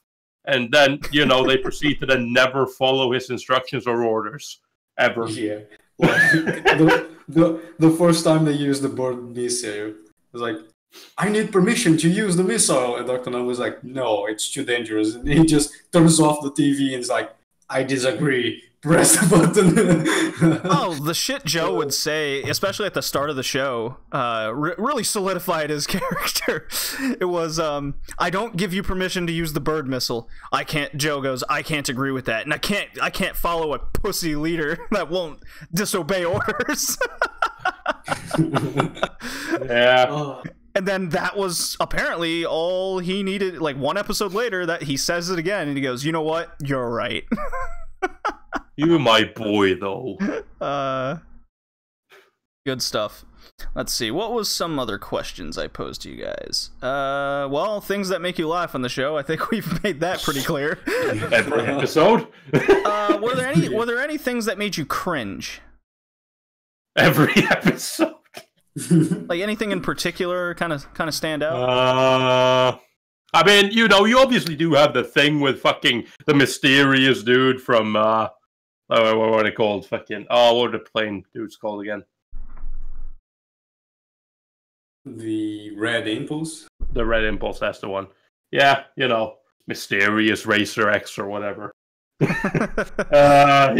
It's kind of it's like, you know, when I see that again, I'm like, oh, not this shit again. Not do this shit do again. But yeah, no, it's it's a it's kind of annoying. I understand it's a children's play, but it is one. Yep, there's no way, you know, they're so heavy-handed with it at the end when Gatchaman and that guy's flying together, and it's like everyone's pointing out, oh, they look like parent and child flying together. Like, yeah, I'm sure. Get that idea. or the fucking your eyes. They remind me of someone. But I don't say. know who. Mm-hmm. No clue. Yeah. No, for me it was the dated jokes. There's a them. Every enemy was brown for some reason as well. Why? I guess 70s Japan. I think what made me cringe was definitely whenever, because the whole show is based so heavily off of like what giant robot they're facing, and the mummy one particular, like I said earlier, that made me just cringe so hard. Just 'cause it was a level of stupid that shouldn't have happened. Mm-hmm. I'm like, you're 2 episodes in and you're already like throwing this out. That reminds me. That reminds me of another thing that bothered me. And it's the fucking never tell anyone anything. You know, the guy and the kid, right? It's like, my dad will return. I don't have the heart to tell him. Even when he's fucking following the bad guy and putting himself in danger, they're like, no, don't tell him the truth. Let him believe. Yeah. Like, fucking, this is cruel. Poor kid. He's gonna live his entire life thinking his dad just ran away. But alright, then. And then they keep doing that shit when they get later in the episode. When the God Phoenix is escorting this new plane that they've created, this super plane that's stolen by Galactor. Oh, yeah. And fucking Professor Nobui is like, and they're like, oh, it's been stolen. It's like, oh shit, we need to deal with this. It's like, yeah, should we contact Gatchaman? No, their plane don't stand a chance. They'll be destroyed. I know, actually, leave this to me. I know how to deal with it. Fucking calls Red Impulse, does not inform Gatchaman of anything. It just has to. And even when fucking G1 goes like, I'm gonna follow them and I'm gonna take them down because they're enemies, he still refuses to say. He just said, don't do it. Follow orders. And it's just like, no, I can't. You don't give me a reason to. I'm like, gee, that makes sense. Why aren't you just telling him? Well, because Gatchaman, they are worse than the bad guys. I guess that is clear by the 13 episodes we're watching. I'm just sitting there, it's like, so basically, you are more willing to sacrifice Red Impulse than you are to tell them that the fucking plane has been stolen. All right. Yep. I think, let's see here. If it wasn't for the Meteor Scorpion Space episode where Galactor proceeded to just murder millions, essentially. If that episode didn't exist, I swear Gatchaman killed more people than the World Domination Organization. Yeah, they did. Like, almost for sure. I love it, though, because Numbo also had a comment where he said that whatever you do, we must never initiate a fight with Galactor. But most of the time they did. Oh yeah, it was their prime objective. Yeah, but like, there's also another thing I remember. There's a little feeling of Captain Planet in Gatchaman where they talk about the environment and how bad it is to pollute everything. But then there you was have a lot of that. You have the episode with the underwater base, which they're basically polluting the water and wasting about a bunch of resources. And building an underwater base is very difficult, and you need to pollute a bunch, especially with fuel. So, yeah. And then you have like they always explode a bunch of monsters with nuclear reactors. Mm-hmm. And that poisons everything around the fucking explosion. Listen, Hickey, this was the 70s. They didn't know what fucking environmental hazards were. Well, no, of course not. Well, they didn't realize the extent of the damage it would do, but they did. Because I got that Captain Planet vibe hard in the show as well. Because there's a lot of scenes that they show where I think in that same underwater episode when it first started, they mentioned like some of the refineries below water were leaking, and that was causing a bunch of oil. And then they show a bunch of dead fish happening. Let's see, what was another one? Yeah, radiation, a lot of nukes going off left and right, like no big deal. And just a few. They're always worried about. Yeah, they're always worried. They're always worried about the explosion rather than the fallout radiation. But I think that I don't think they understood the extent of fallout during this time. Well, trying to tell me that Japan does not understand the fucking. Yeah, that was what I was about to say. I think they did because Well, it wasn't. They didn't know. No, it was in the peak of the fucking Cold War. The USSR and the United States were basically wiping out fucking islands off of the map using nukes. So I think they did know. Well, I'm talking like the long-term fallout damage. Because they didn't really, they would never mention that. It was always like the initial explosion the show would always reference as being worse. I think they did mention it because it's a show. It's also a kid's show, yeah.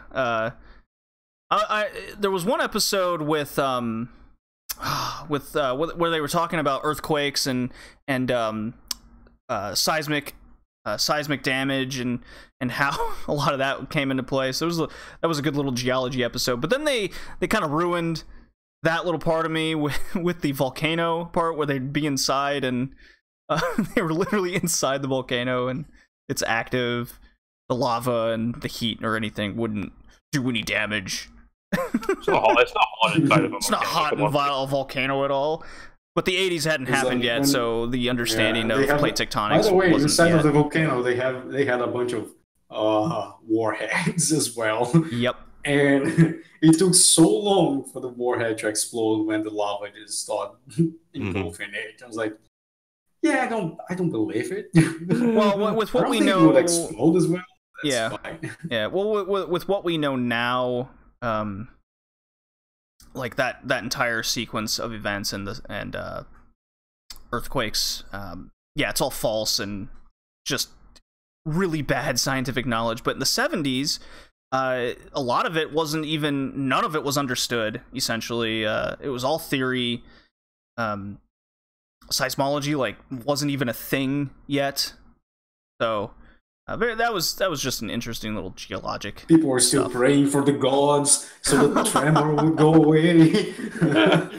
Still fucking making fire out of flint. Yeah. Yeah, 70s, they were bored. Do you think because it was in the 70s? Do you think that in one of the 100 episodes there's an LSD episode? Somewhere? Oh, there has to be. There has to be a drug-induced episode at some point. Okay. There has to be. Like some mushroom. Just go around collecting mushrooms and say, this is energy as well. And they make tea of it and there has to be an episode where nuclear fallout caused mushrooms or something to grow twice as big and people were eating them. Yeah. There has to be.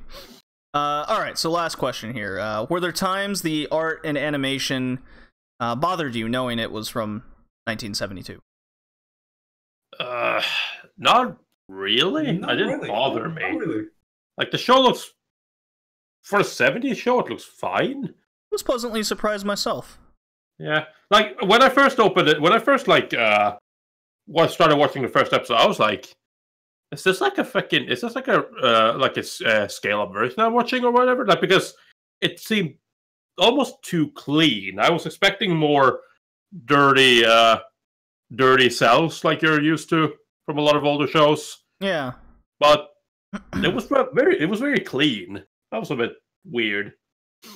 Yeah, I watched true. this. I watched this via High Dive.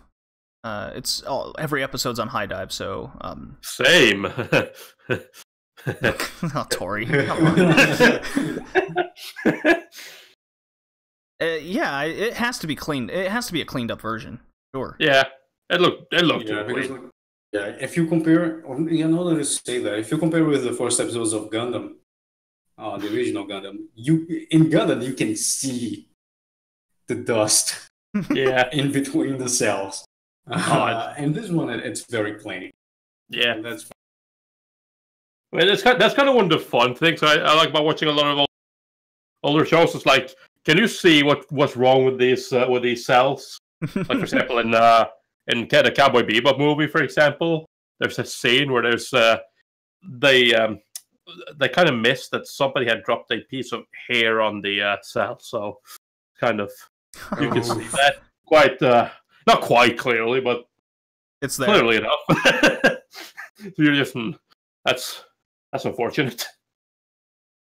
And there was quite a few scenes where they would reuse like a 2-second loop animation. Yeah, there was a lot of that in the show. I mean, again, they do that. They do that now. Like, that doesn't really bother me. The only difference now is that with modern technology, you can do that cool shit where you flip shit around and you can move background stuff and you can change tiny details without changing the animation so that it looks different. But so I was like, I can't fault a 70s show for, oh no, it reused a bit of animation every once in a while. Like, fucking, of course they did. Yeah. It's a TV show. Yeah.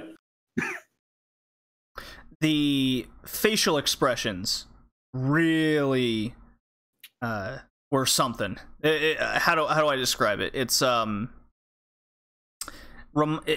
they looked like, so they'd have a straight face, and then when they try to get the characters to show some sort of expression, it reminded me of kind of like crazy Halloween-esque psychotic over exaggerated facial expressions. You had two types of face. You had Jun, Joe, and Ken face, which is kind of a realistic face and very weird.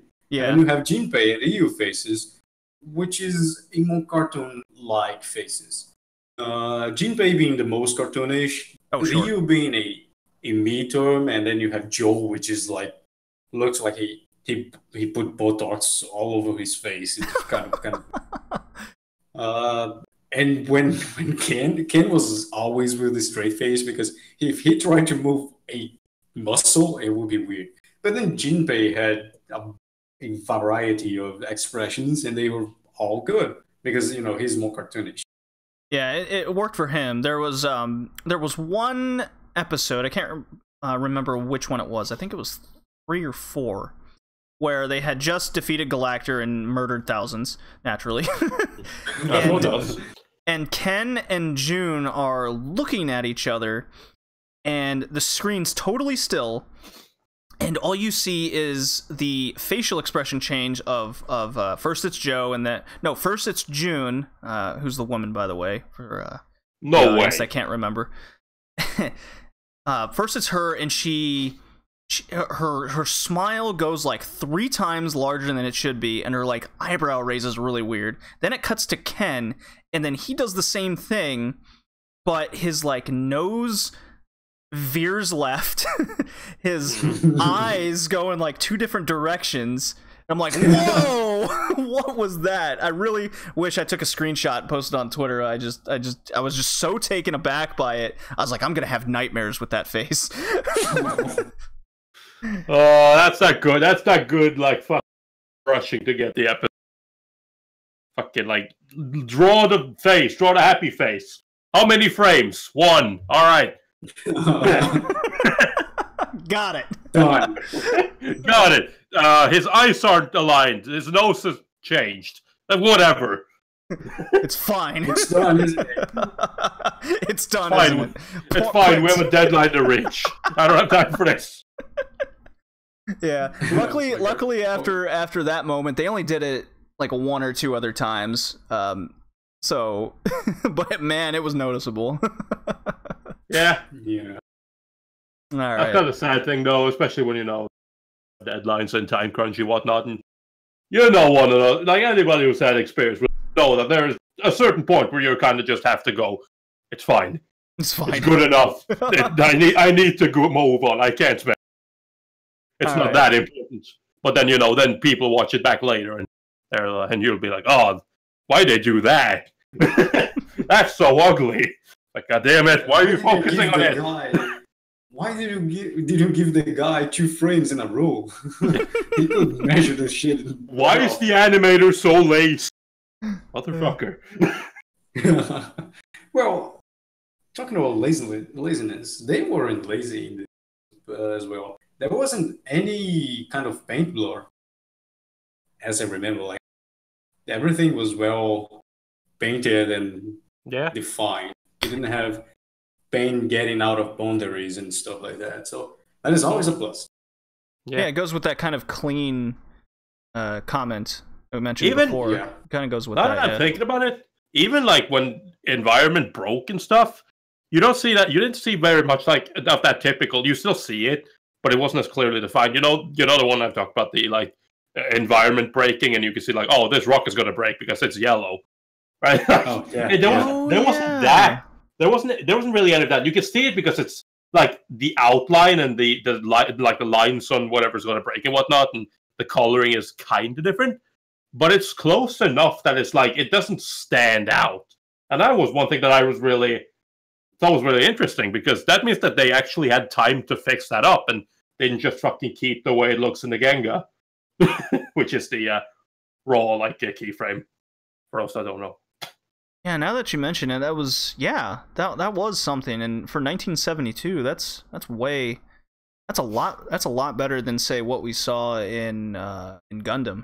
Yeah, it's a lot better than what you saw in Dragon Ball. Came out over 10 years ago. Yeah. Almost, yeah. That's what was it, 16 years later, Dragon Ball? Yeah. Something like that. That's crazy. Well, that's kind of the difference between Toei and Tatsunoko Production, for sure. That's a major difference. I mean, Toei has produced a lot of really good-looking stuff, but Toei's more guilty of doing it more often. That's a lot of other companies. Toei is too big. Too big for their own good. Too big. No, but I mean like literally too big. I don't mean like, oh, they're too big for presence. I mean like Toei, the fucking business. Have you ever seen Toei like offices? It is so fucking huge, and then you just have like their fucking like sub offices that are spread around everywhere. So it's like just having some sort. If you need corrections to something, having that information go around to all the different parties that are spread out, it takes days. Like, it's not good. You can't do that. Alrighty. I'm ready to score it. Are you guys? Yeah. Sure. Okay. To go with the score, I would like to go with the theme of justice. I would like a moral, funny phrase to go with the show. So I'll go first as an example. I was at first gonna give this a 5 out of 10, but I think I definitely enjoyed it more than a 5. So because I usually score Monster of the Week like kid shows just on a lower average, but I'm gonna move it up to a 6 out of 10. And the moral I took from Gatchaman is, if you have a problem, fire the bird missile. If you have a problem. Yes. I'm gonna give it a 7, which is quite good. It was a very good. I'm not going with that. more objective and way of scoring, because I'm basically scoring my first impressions of the show, so a 7.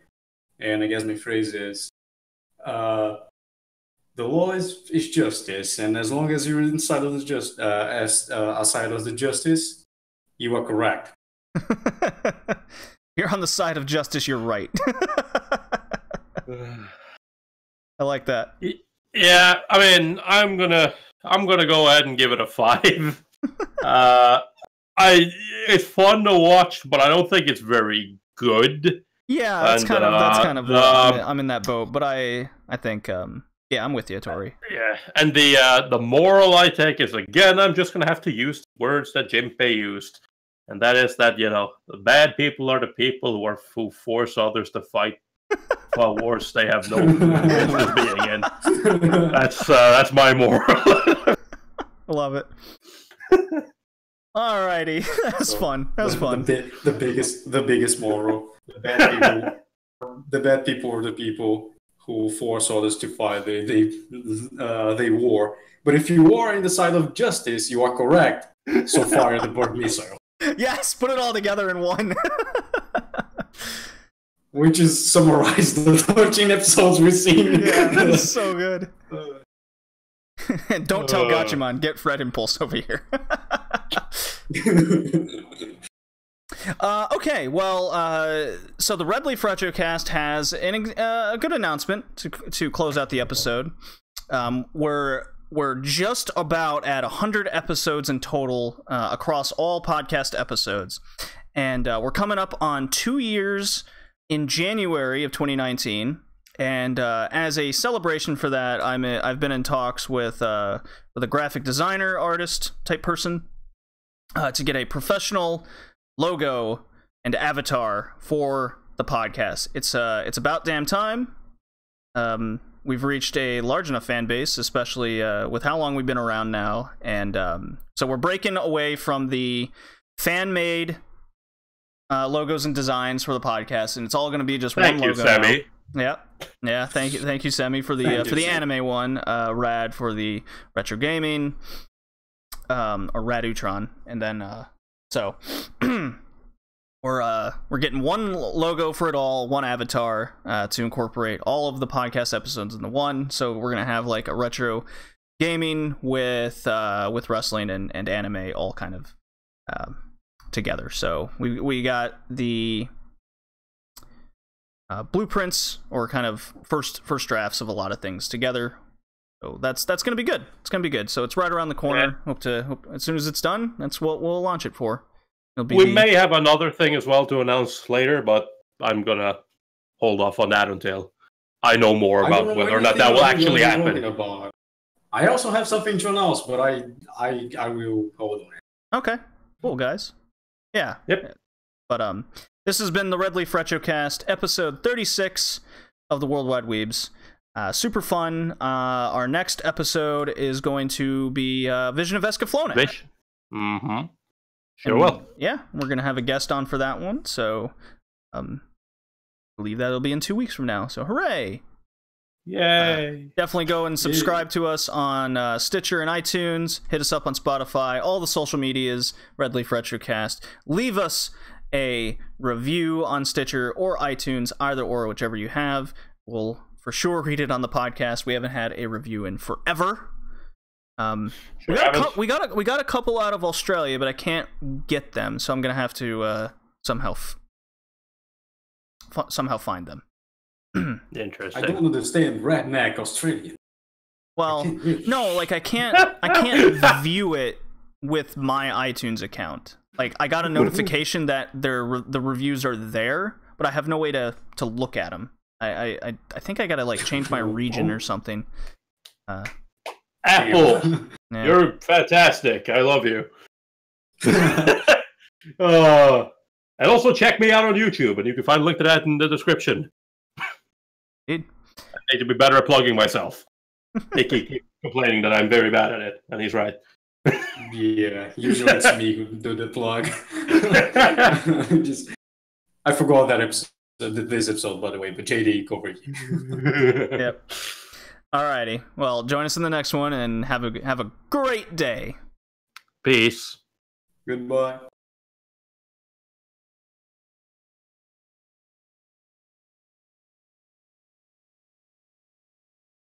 Fun. I hated it. It was terrible. That was a super fun show to talk about.